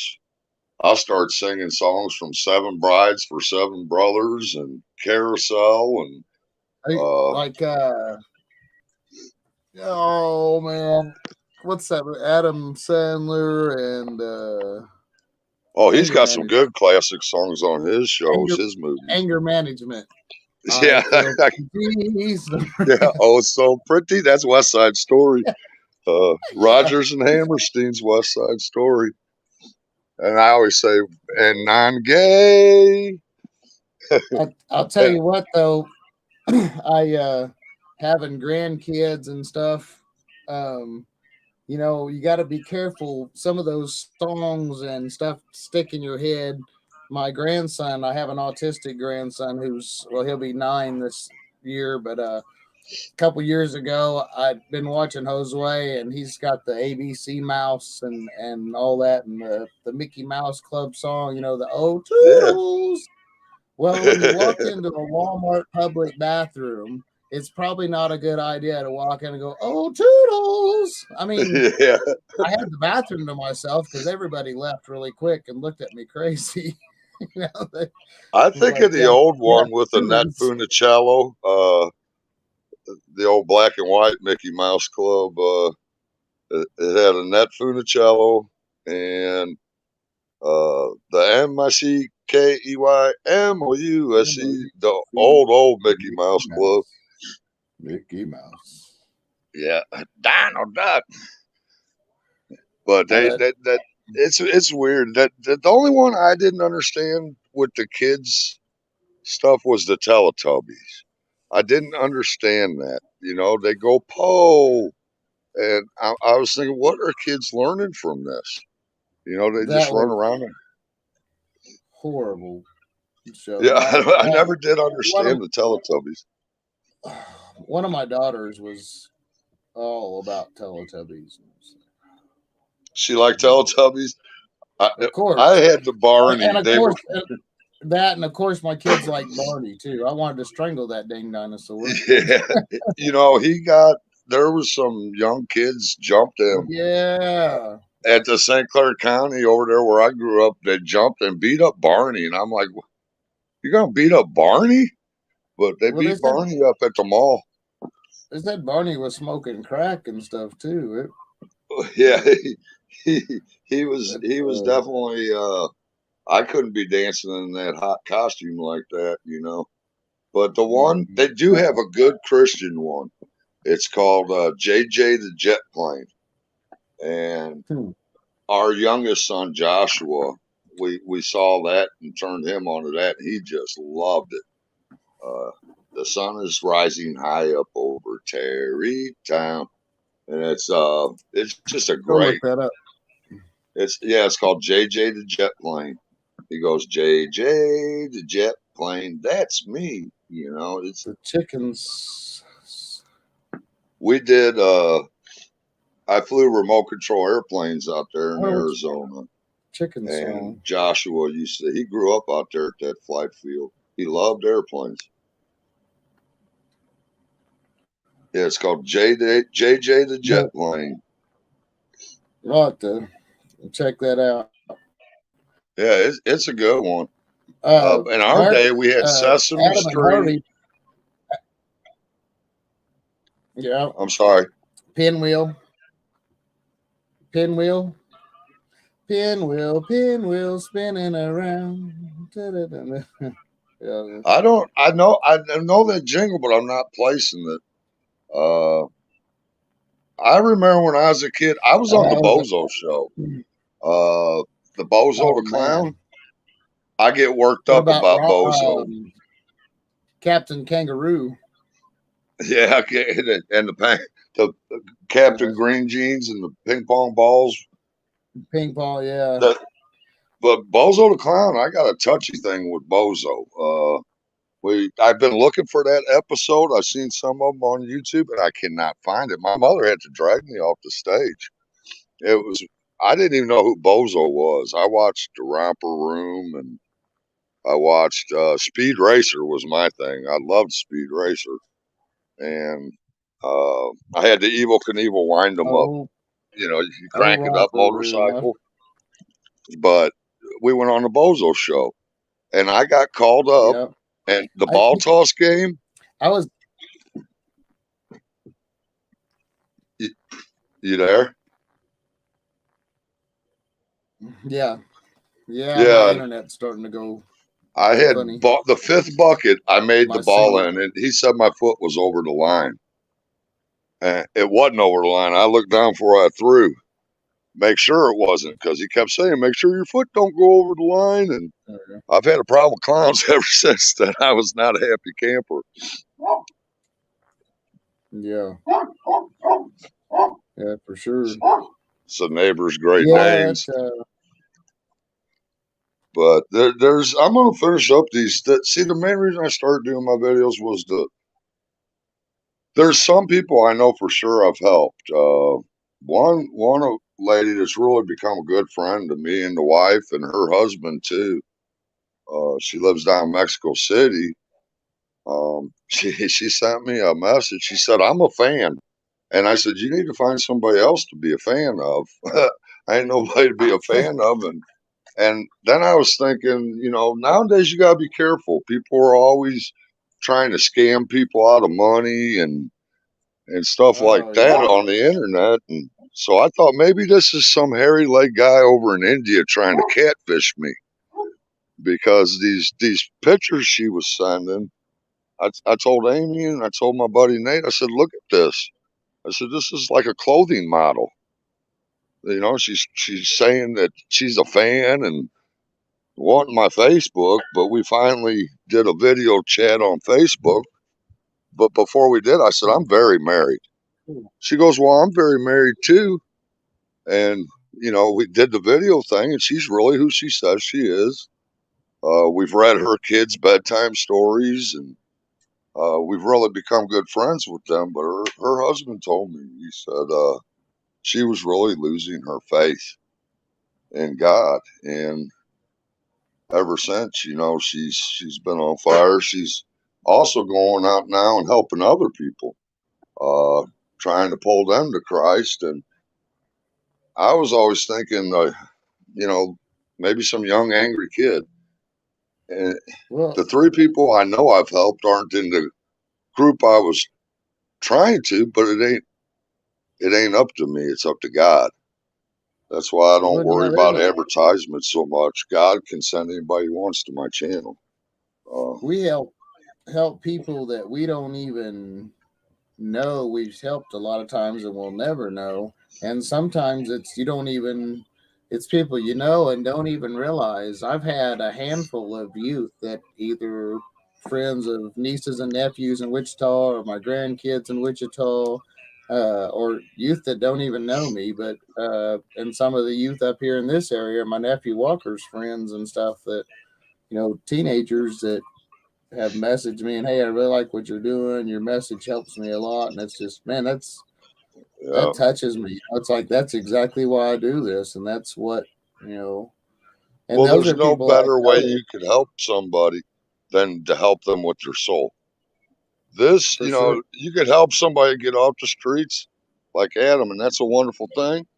But when you help them with your soul, you're helping them forever. Not this is just a minute here, but the eternal soul. That's what matters Well, more than anything. and it helps to really people know that they're not their mistakes, they're not their problems or whatever. It's everybody falls, we all stumble. It's just That's it. how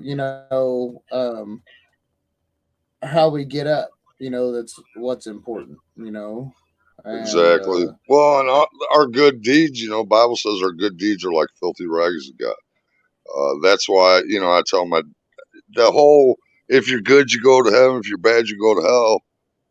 Yeah, you want to be good, but the most important thing is that you accept that sacrifice that man made for you and accept him into your heart. That's well, the main thing. so many people confuse, get scripture twisted where it says faith without works is dead.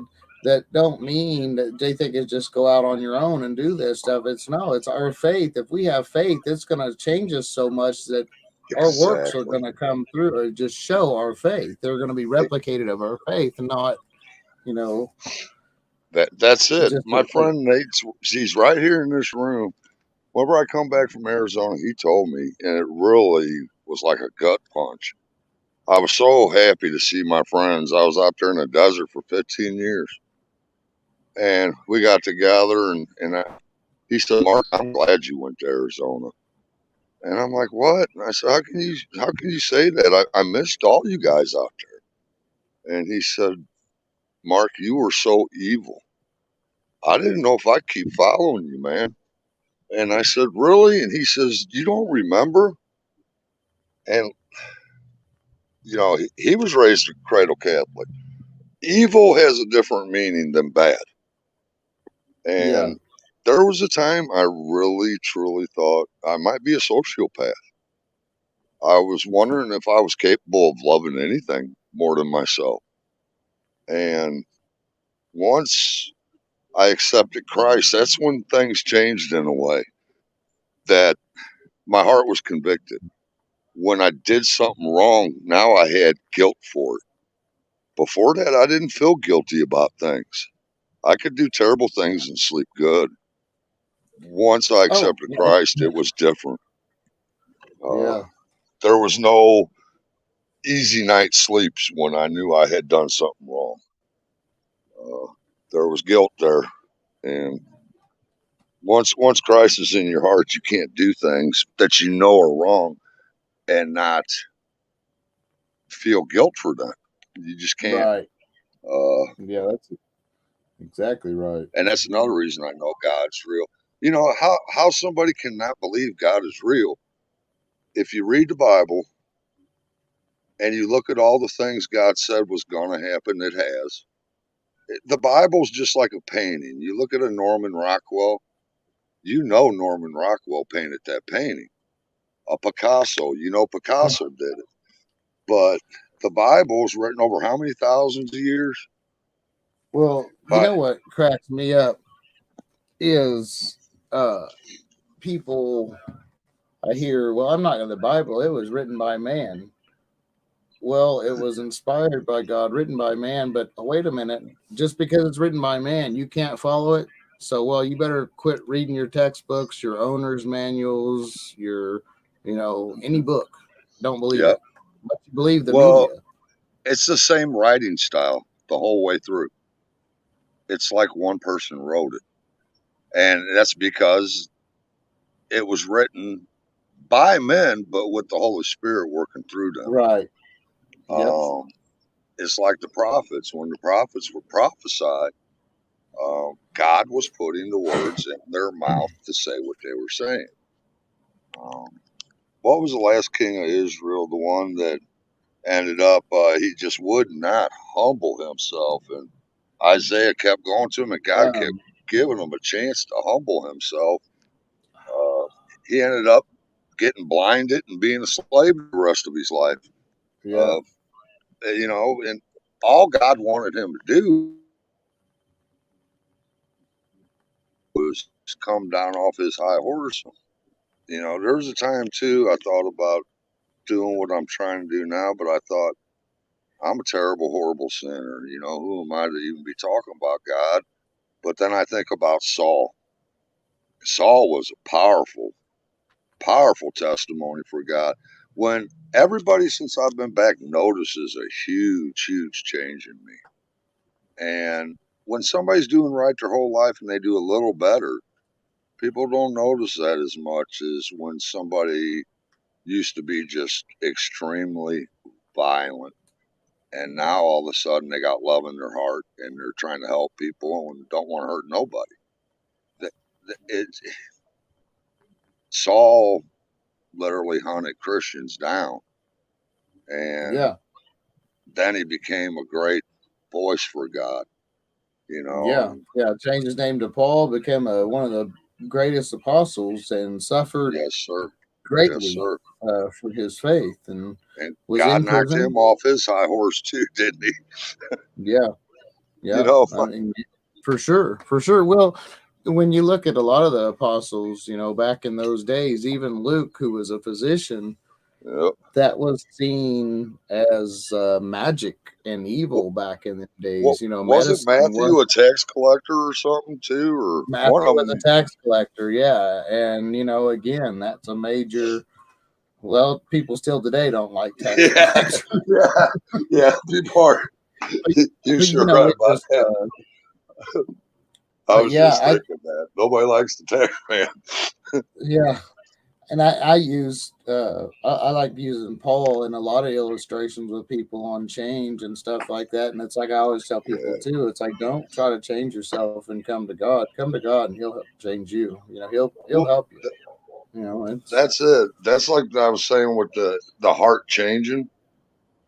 I say all the time that when I was in prison, there was a kid getting turned out, and I knew what was going on. I could see it. He'd go in the cell, and I could see hmm his face when he come out of there. And there was another organization doing that to him, and he wasn't in an organization. I made this mistake of joining one, and he was in Neutron. I couldn't really do nothing, and God made a way where I could. Uh, he was in a guy that was in the organization I was in cell, and that other organization, one of the guys told him, come here. And he said, no, I don't want to. And the guy went up in one of my guys' cells, and my guy arm barred him and, said, hey, man, you can't come in here disrespecting my house. And yeah, by the laws in there, my guy was right. But there were yeah, only 4 of us on that unit, and there was 12 of the other organization. And, well, there was 3 of us, and then a guy that was in a different organization. But he said, either you violate your guy or we're going to roll on you. And if I violate my guy for doing what he's supposed to do, I'm going to get my head knotted up. And I'm not really wanting to go, you know, 4-1 odds or 3-1 odds with these guys. But I didn't have no choice. I told my 3 guys, get your shoes on, step out. And I told the other guy what was going on. He stepped out with us. Well, the guy called me back up. He says, hey, Mark, let's quash this. And I said, what do you mean let's quash it? Now I'm aggravated. And yeah, and I should have just said, okay, fine. That would have been the smart thing because we would have probably got beat or stabbed up that day. And he said, well, I got guys that are short time. That's when I got transferred down to the medium, and they all swell up in the medium. But hmm we get down there, and so he says, I got guys that are short time. And I said, well, technically, your guy's in the wrong. He needs to be violated. He said, okay, we'll violate. Again, I should have let it go on at that. But I said, and I want that kid. He can pay me protection. And I never thought in a million years they would, but they gave him up. And I didn't charge him a penny.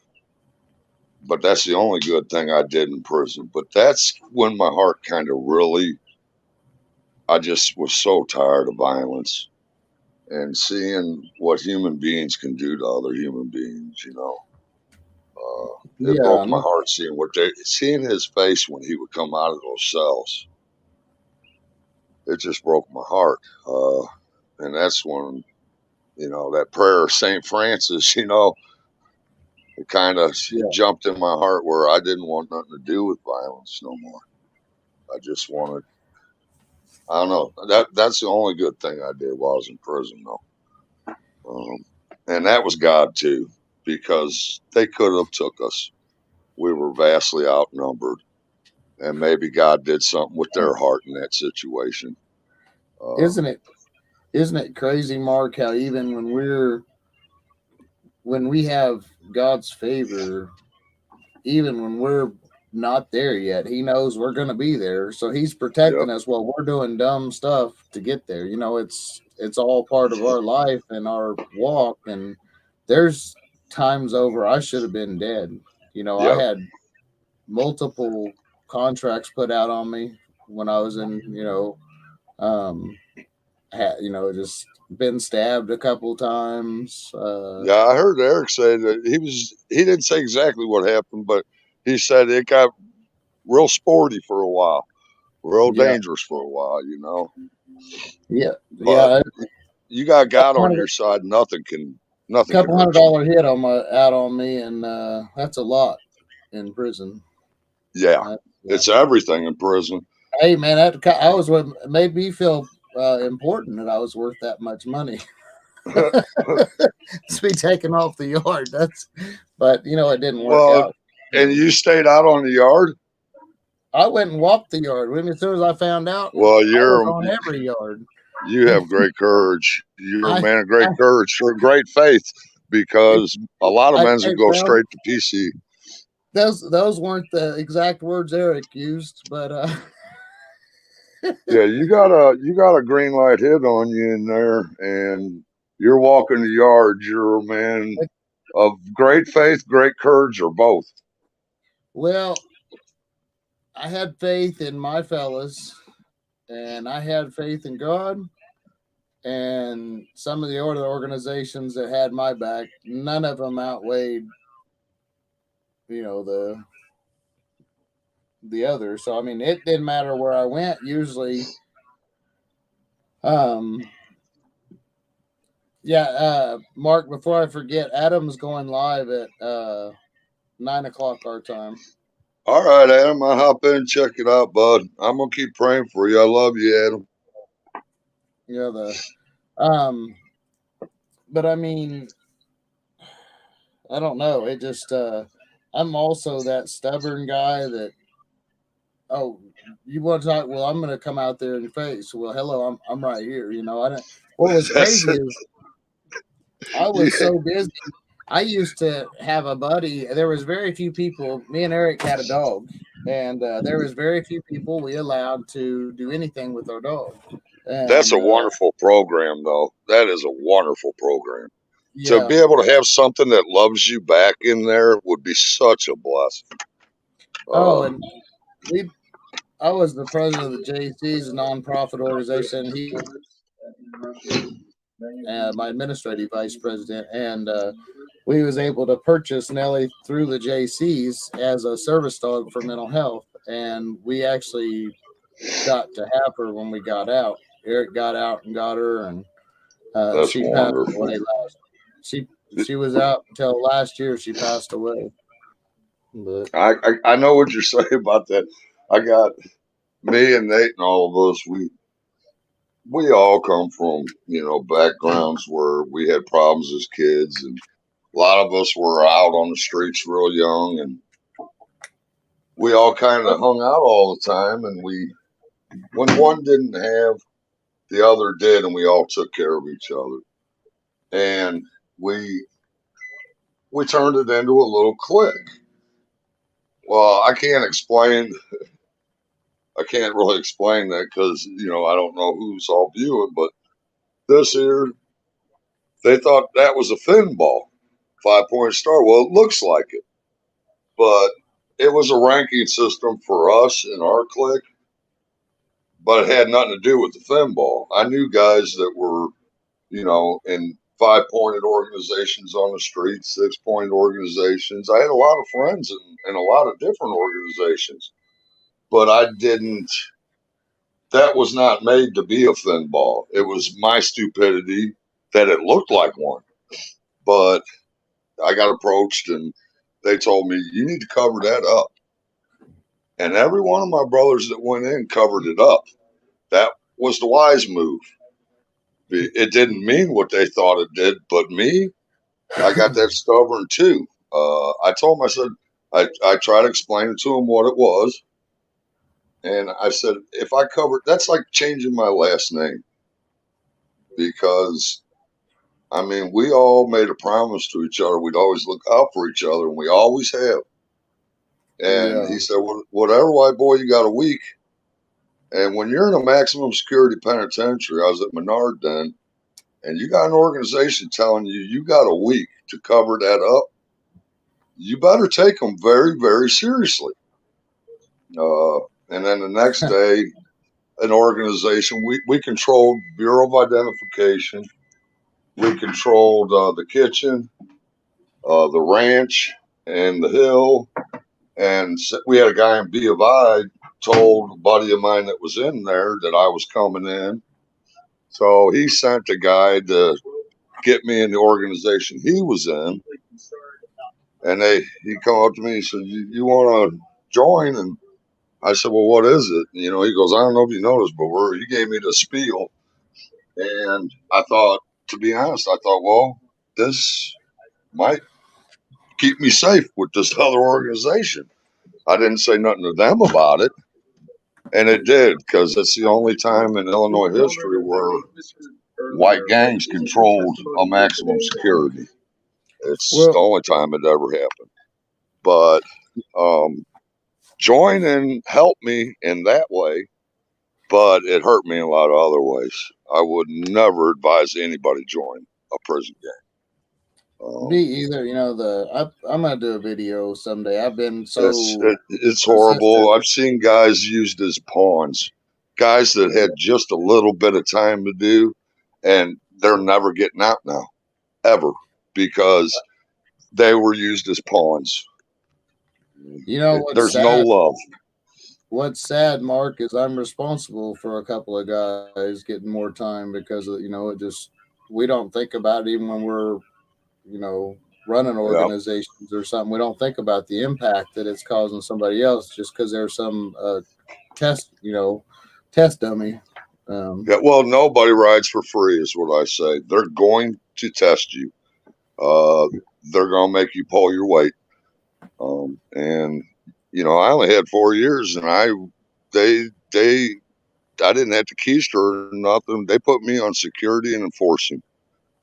Yeah. And somebody messed up, I had to go take care of it. And when we go to chow, we go to shower, I had a fiberglass shank on me almost all the time. And if anybody got near that line, they said, stab them up. And I could be out in 2.5, 3 years, but I lost a lot of time. So, well, when you get into that life, it really makes your prison time stressful in some ways because all the politics. It just, especially if you're up in the ranks, and the difference in prison. It's like when I went to Lansing behind the walls, our organization was not supposed to be allowed there. Right. Well, that's the same with Pontiac in Illinois. Like, you're going to have to take me off the yard because I'm not them idiots that cause these issues. And but you're going to have to remove me. We were under orders that if we ever went to Pontiac, because back then what they called it was the circuit. I did earn my flag. I was a flag holder. That's nothing I'm proud of. It's not like it's a Congressional Medal of Honor or nothing. Right. That's what I do want to say, a disclaimer that in no way are we actually glorifying, because it's not. Oh, no. Yeah. There's no love in it. It's men using each other for money and power. That's it. There's no. I'm fighting going back in now because of, I have a STG, which is a security threat group, a gang point. And I'm red flag too because of it. They got me on a federal thing where cops pull me over, a red flag pops up. Yeah. And I haven't been arrested since 1990, 91 for nothing. Yeah. And they still see that on paper because of the Yep. gang affiliation. And, you know, Yep. it's just, I always Man, describe prison as a place where there's no love. absolutely not. It's no badge of honor. It's no rite of passage. It's no. It No, it kills me, these kids that I don't care about going to prison. Really? You seem to get upset when your mama tells you to go to bed at a certain time, or you got to be in house, or you got to do or this or you lose that. your cell phone. Yeah, yeah. Well, Yeah, when you go to prison, you lose your cell phone completely, and you go to bed when they tell you to. You go to your room when they tell you to. You get up when they tell you to. You eat when they tell you to. What they tell you to, which isn't good.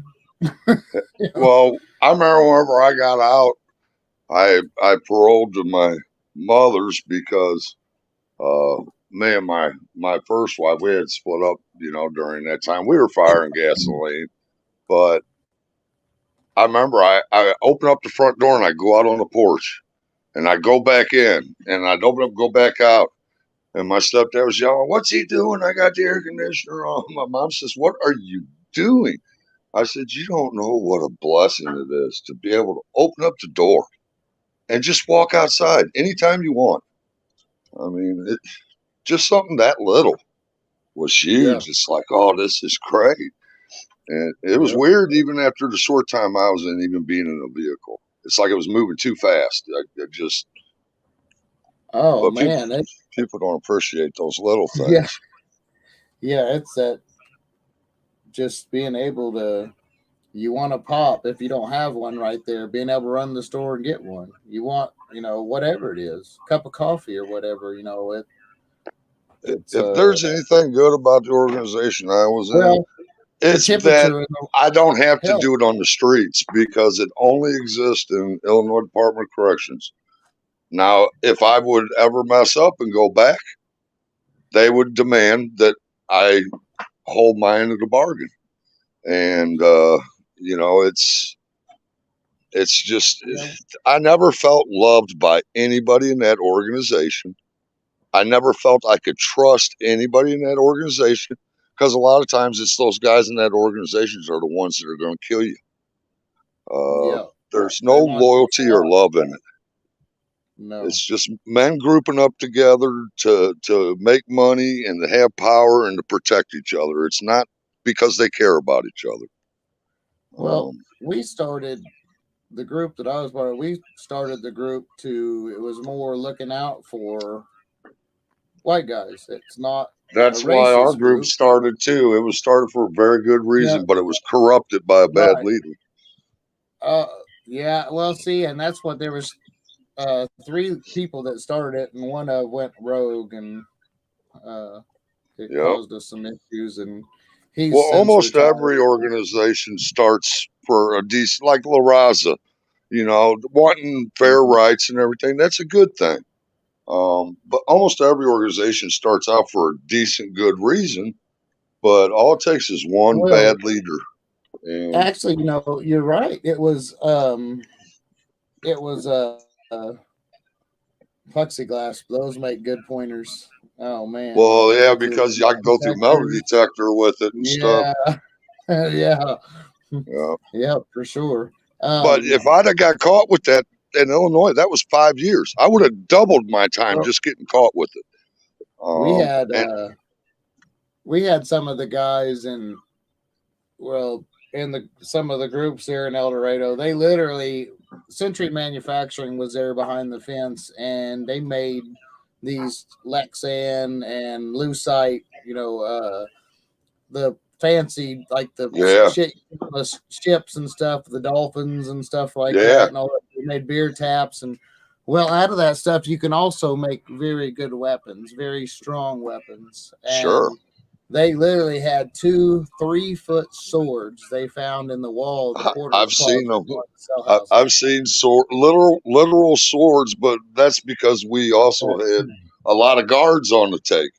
A lot of Yeah, times, guards will turn their back and will not notice things.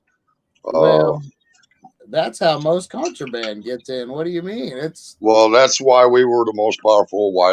We controlled the maximum security. We were vastly outnumbered, but we had the yep, guards, and yep. that's how it is, you know. He who holds the keys to the drugs runs the yard. Yep, and That's can turn their back too, and then blind spots and everything else. yep. Some of the guards are worse than some of the prisoners, Oh, uh, for sure. and you For know that sure. it's just you know all the stuff I'm talking to you about. It's known. I mean that's common Yeah. knowledge. Every gang in Illinois knows about it. But the guy that started that organization I was in, even gangs that were enemies respect the man because he carried himself with honor. He was 100% against drugs. He died in prison of liver cancer, and he refused any kind of pain medication. He was so against drugs. Yeah. And he saw what was happening, people getting victimized and extorted, and he got the north side of Chicago groups together and created that organization. And it Yeah. started That's out for a good thing, but it turned into the opposite of what it started for. what Uh, really irritated me is I hated watching people getting I've never liked bullies, and I. What's crazy is we got a when lot in I was common. a little kid, I used to get bullied. And then I stood up to a bully when I was 12. The kid in high school stole my bike. I went and knocked on his door and shot him in the stomach and almost killed him. I got my bike back and he never stole again from me. I But bet he didn't. I went the other way and started becoming a bully myself, and which was completely wrong. So I Yeah, grew up later hating bullies, especially after my kids went through it and stuff like that. And so that was one of the things that irritates me. It's I don't we care got what a lot in common, Kevin. We really if do. We got a just lot in because common. someone did, I don't even care what somebody did. That's their problem. I don't need to go talk to them. I don't need to go hang out with them.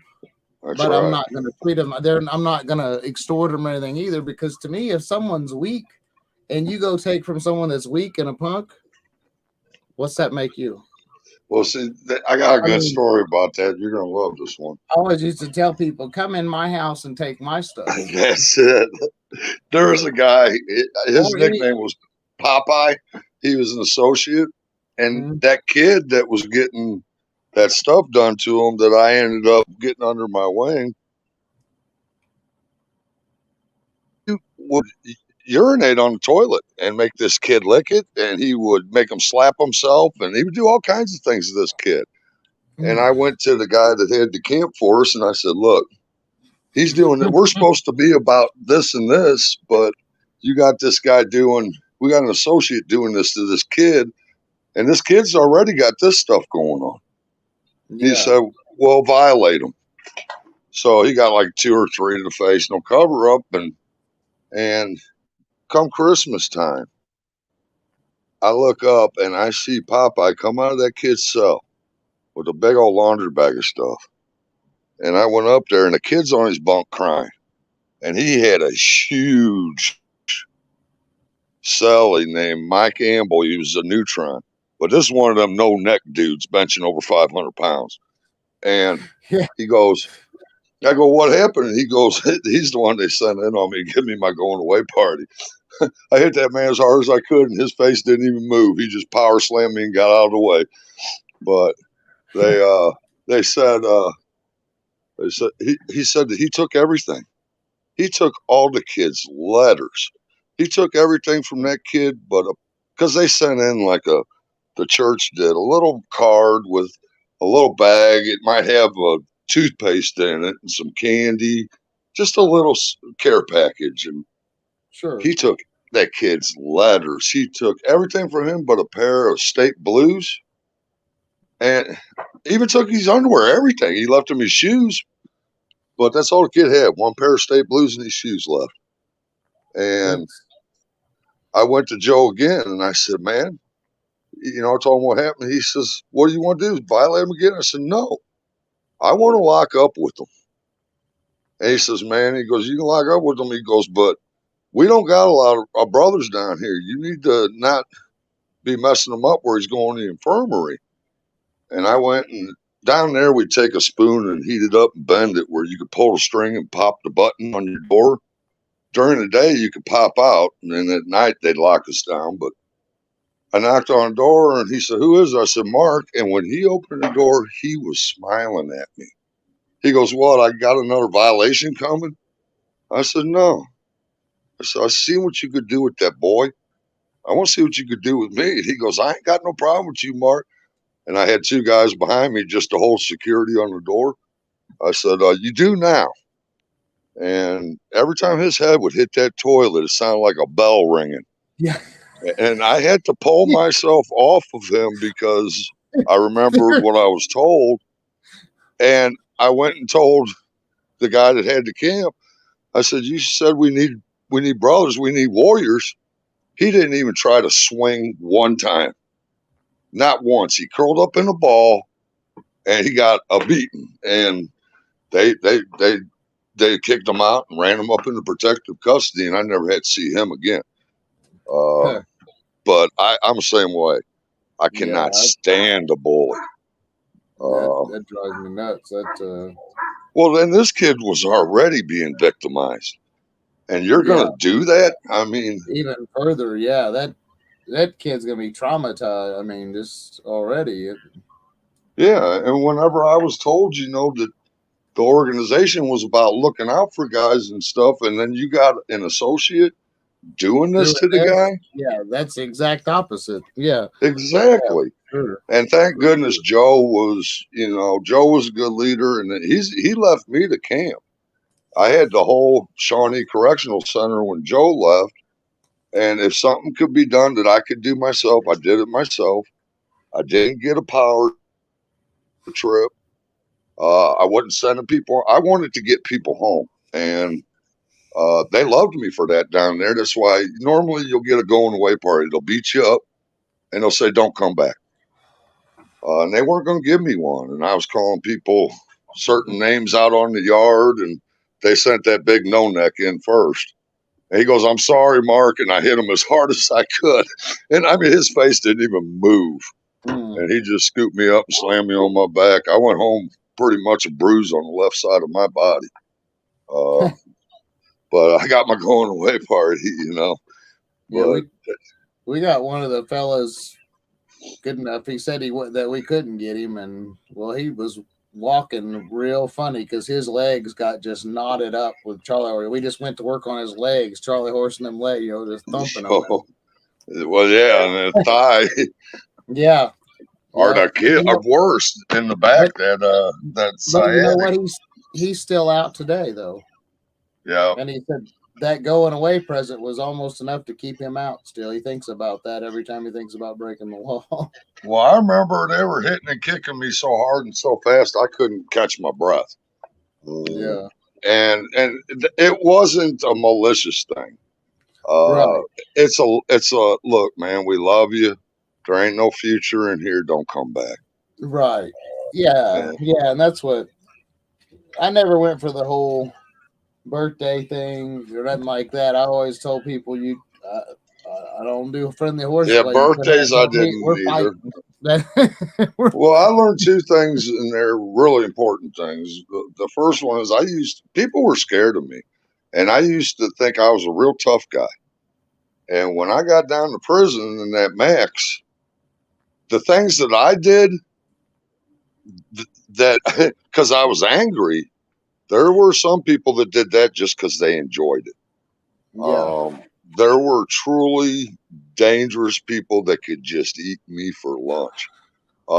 My first night, they brought me and a guy over. I was South House 7 Gallery, so 36. They put him in 35 right next to me, and I listened to him all night long getting violated. And dude didn't fight back or nothing, but they could have just as easily put me in that cell. yeah, And I thought, oh my God, where am I? yeah. Where No am kidding. I? This is not the county jail. And Yeah. it was a whole different world. First thing I learned is I am not as tough as I thought. There's always the tough guy's the guy that goes to work every day and puts food on the table for his family. It Yep. takes more consistency and it's a lot harder to do than any stupid fighter joining any gang. That's why I always tell anybody it's like go against the grain. Anybody can be an idiot. It's That's right. harder and takes a bigger man to go against the grain and change your life for the better. And if any of these so-called partners or buddies or homies, whatever you want to call them, got shit to say because you're changing your life, then they're not your friends and they shouldn't be in your life anyway. Yes, sir. That's exactly right. I met a guy, that's the name of his channel, is Whack Deuce Against the Grain. And he was a white crip out in California. So everybody was wanting to take him out. And Yep. he's like you. He walked the main line for 8 years out there. And Yeah. what he's doing now, I respect more.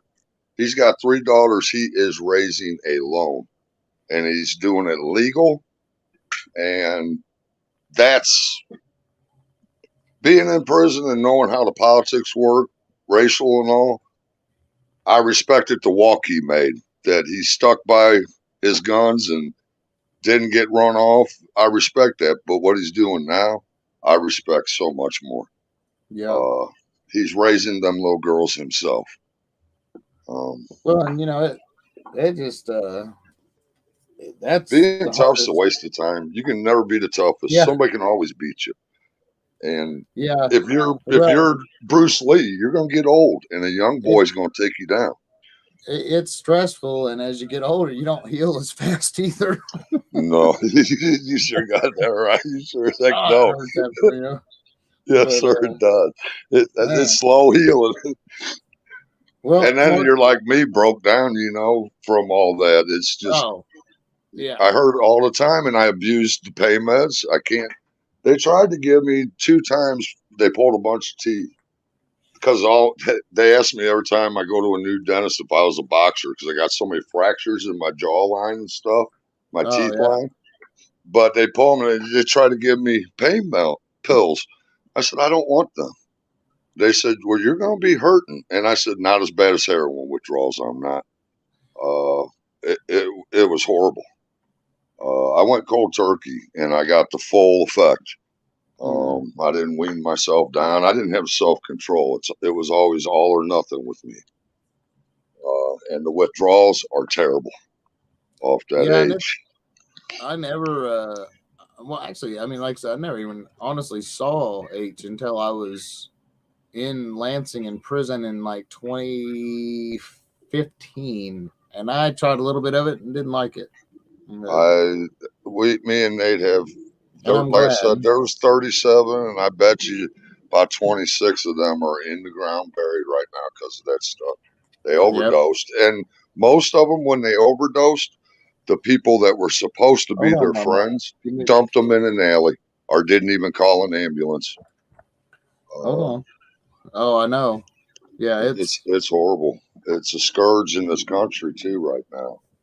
oh, Uh, and that synthetic, the fentanyl. That's like a oh, I synthetic know guys that are heroin. still active, and they said it is more addictive, and the withdrawals are much much worse than the other.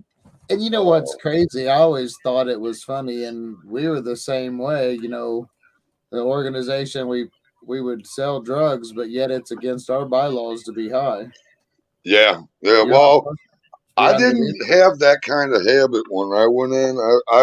My problem was drinking and the marijuana. I was a real violent drunk.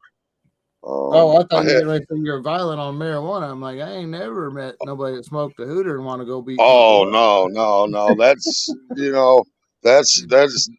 my dad used to always say, oh, it's a gateway drug, and my dad used to smoke it with my mother when they were married, and my half brother told my dad, he says, you say that all the time, but you used to smoke it, and you're not on heroin, you know. Yeah. Well, It's all. I mean, it can be, but it's I don't know alcohol, I did all that drugs. before. Most people I know that do drugs, they do drugs because they are hurting and they are running and hiding from the pain. That's why I did drugs. I didn't want to think about things in my Right. life, and I hid behind. I stayed numb, so I didn't Behind substance, have to yep, feel that, for sure. and I ruined my body. And when you're on drugs like that all the time, spiritually, you are cutting yourself off from God. It's hard Yep. for the Holy Spirit to reside in you when you are polluted with drugs. Uh, it's so self destructive. If And you are in legitimate pain and you need something, that's one thing. I feel bad for the chronic pain people that need something for pain and they have a hard time getting it now because of people like me abusing the prescriptions. You know, see, and I don't. I can get like the oxys and stuff like that, but I don't. For one, oxys have the opposite effect of what I mean. They manage my pain, but uh huh. I take an oxy and they make me feel like I'm on dope. That I was speeding on it too. See, that I'm the And same way. I speed on it. I can go I all I, day. I took them one time, and I was like, nope. I cannot take these. I will become addicted. I don't. There's no way. I know myself, and I know my limits. You know what they were giving me in I Arizona? At the end, they I were giving me prefer the 280 milligram Oxycontin time release, 12-hour a day. And then every 4 hours or every 6 hours, I got two perk 10s for breakthrough pain. man. Uh, and that was 15 years out there. I was on that. And well, it went up, but at the end, then whenever I moved back Sure. here, they said, no doubt you're in pain. Your body's a wreck, but you should not be taking this much. And they said, we're not going to give you nothing. You could become addicted. And I said, I've been on them for 15 years, ain't it a little late to worry about that? And they wouldn't budge on it. So, I had to go to the street, and it don't take somebody long on the streets to realize it's cheaper to get heroin.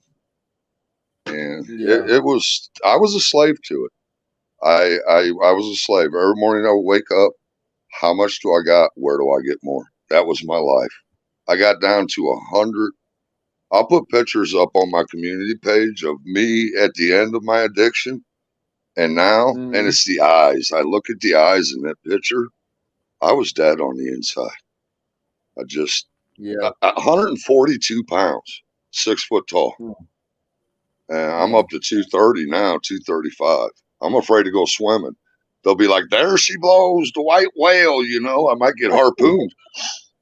You can float. That's Yeah, no, I can float. I, Dunlop disease, my belly oh done lopped over my man. belt.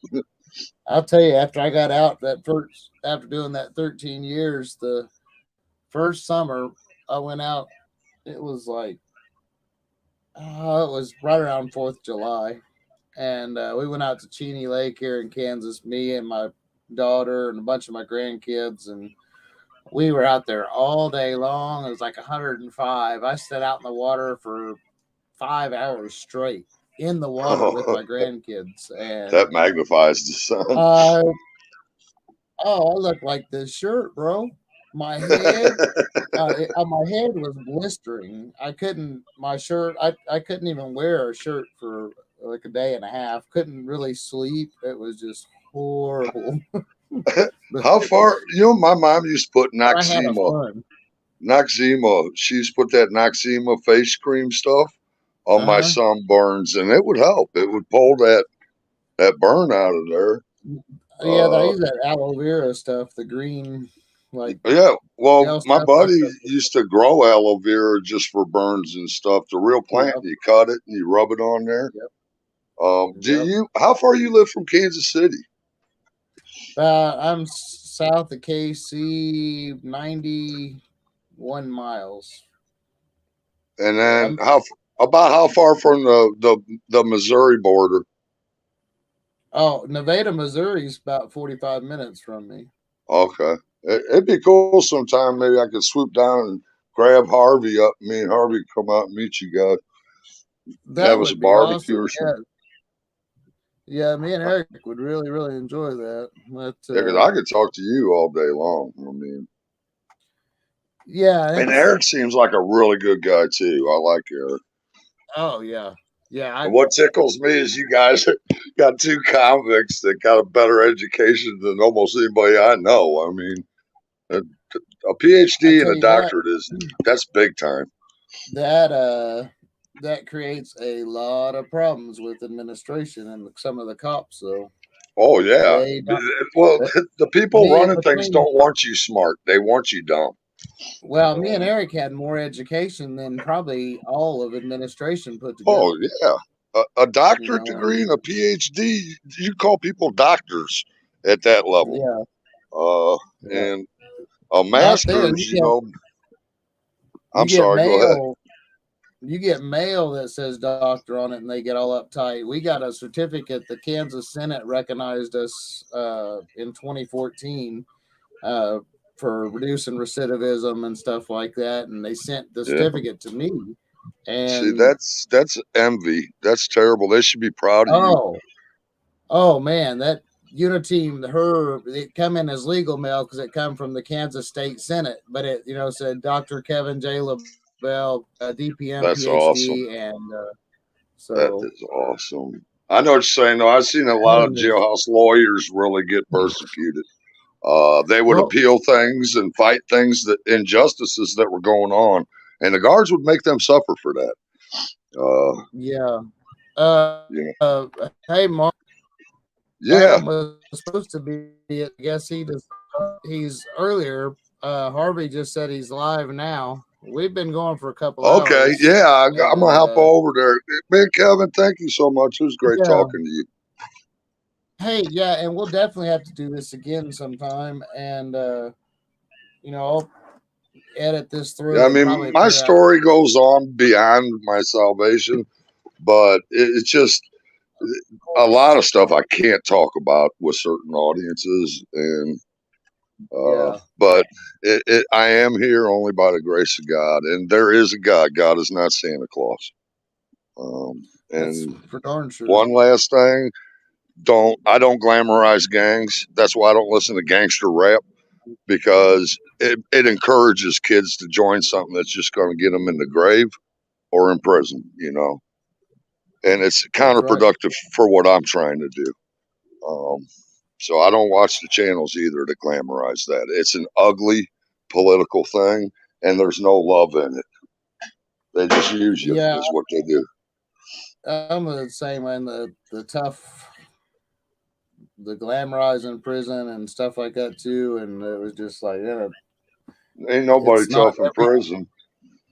It wasn't every day. I don't care where you're at. Just completely crazy. There was calm days. I mean, some people act like it's just constant chaos, and although No, it's it wasn't dangerous, constant, but I was constantly on defense. I could never well, really that's what I'm gonna relax. say. Yeah, you should always be ready, and soldier up. But I mean, it's at the same time there was days that you could be a little more relaxed, and Sure. And that's how and I know that the doctor, I thought I was losing my mind, but he says maybe I'm an empath.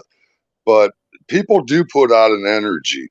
Before I was privy to knowledge about what was going on, I could feel things would just feel tense. You could feel it in the air. And then something yeah, would happen. And we do put out some kind of energy, you know, with our emotions because it's like the whole mood would just change before something bad happened in there. And I know you know what I'm talking about. You just feel it in the air. yep. Uh, it gets real Oh, thick. yeah, well, when you walk through that gym and it's quiet, or walk out that yard, it's dead quiet. Like, y'all have Yeah, quiet. It's time to just turn around and go back to the house, lock the door, and call it a night. just like the woods, it gets quiet. Yep, It's something's wrong. yep, Okay, yeah. well, I'm gonna hop over there with All Adam, and right. God bless you. Thank you, Reverend. Yep. God bless. Thank you, everybody, for watching. It's Dr. Kev, and I am out.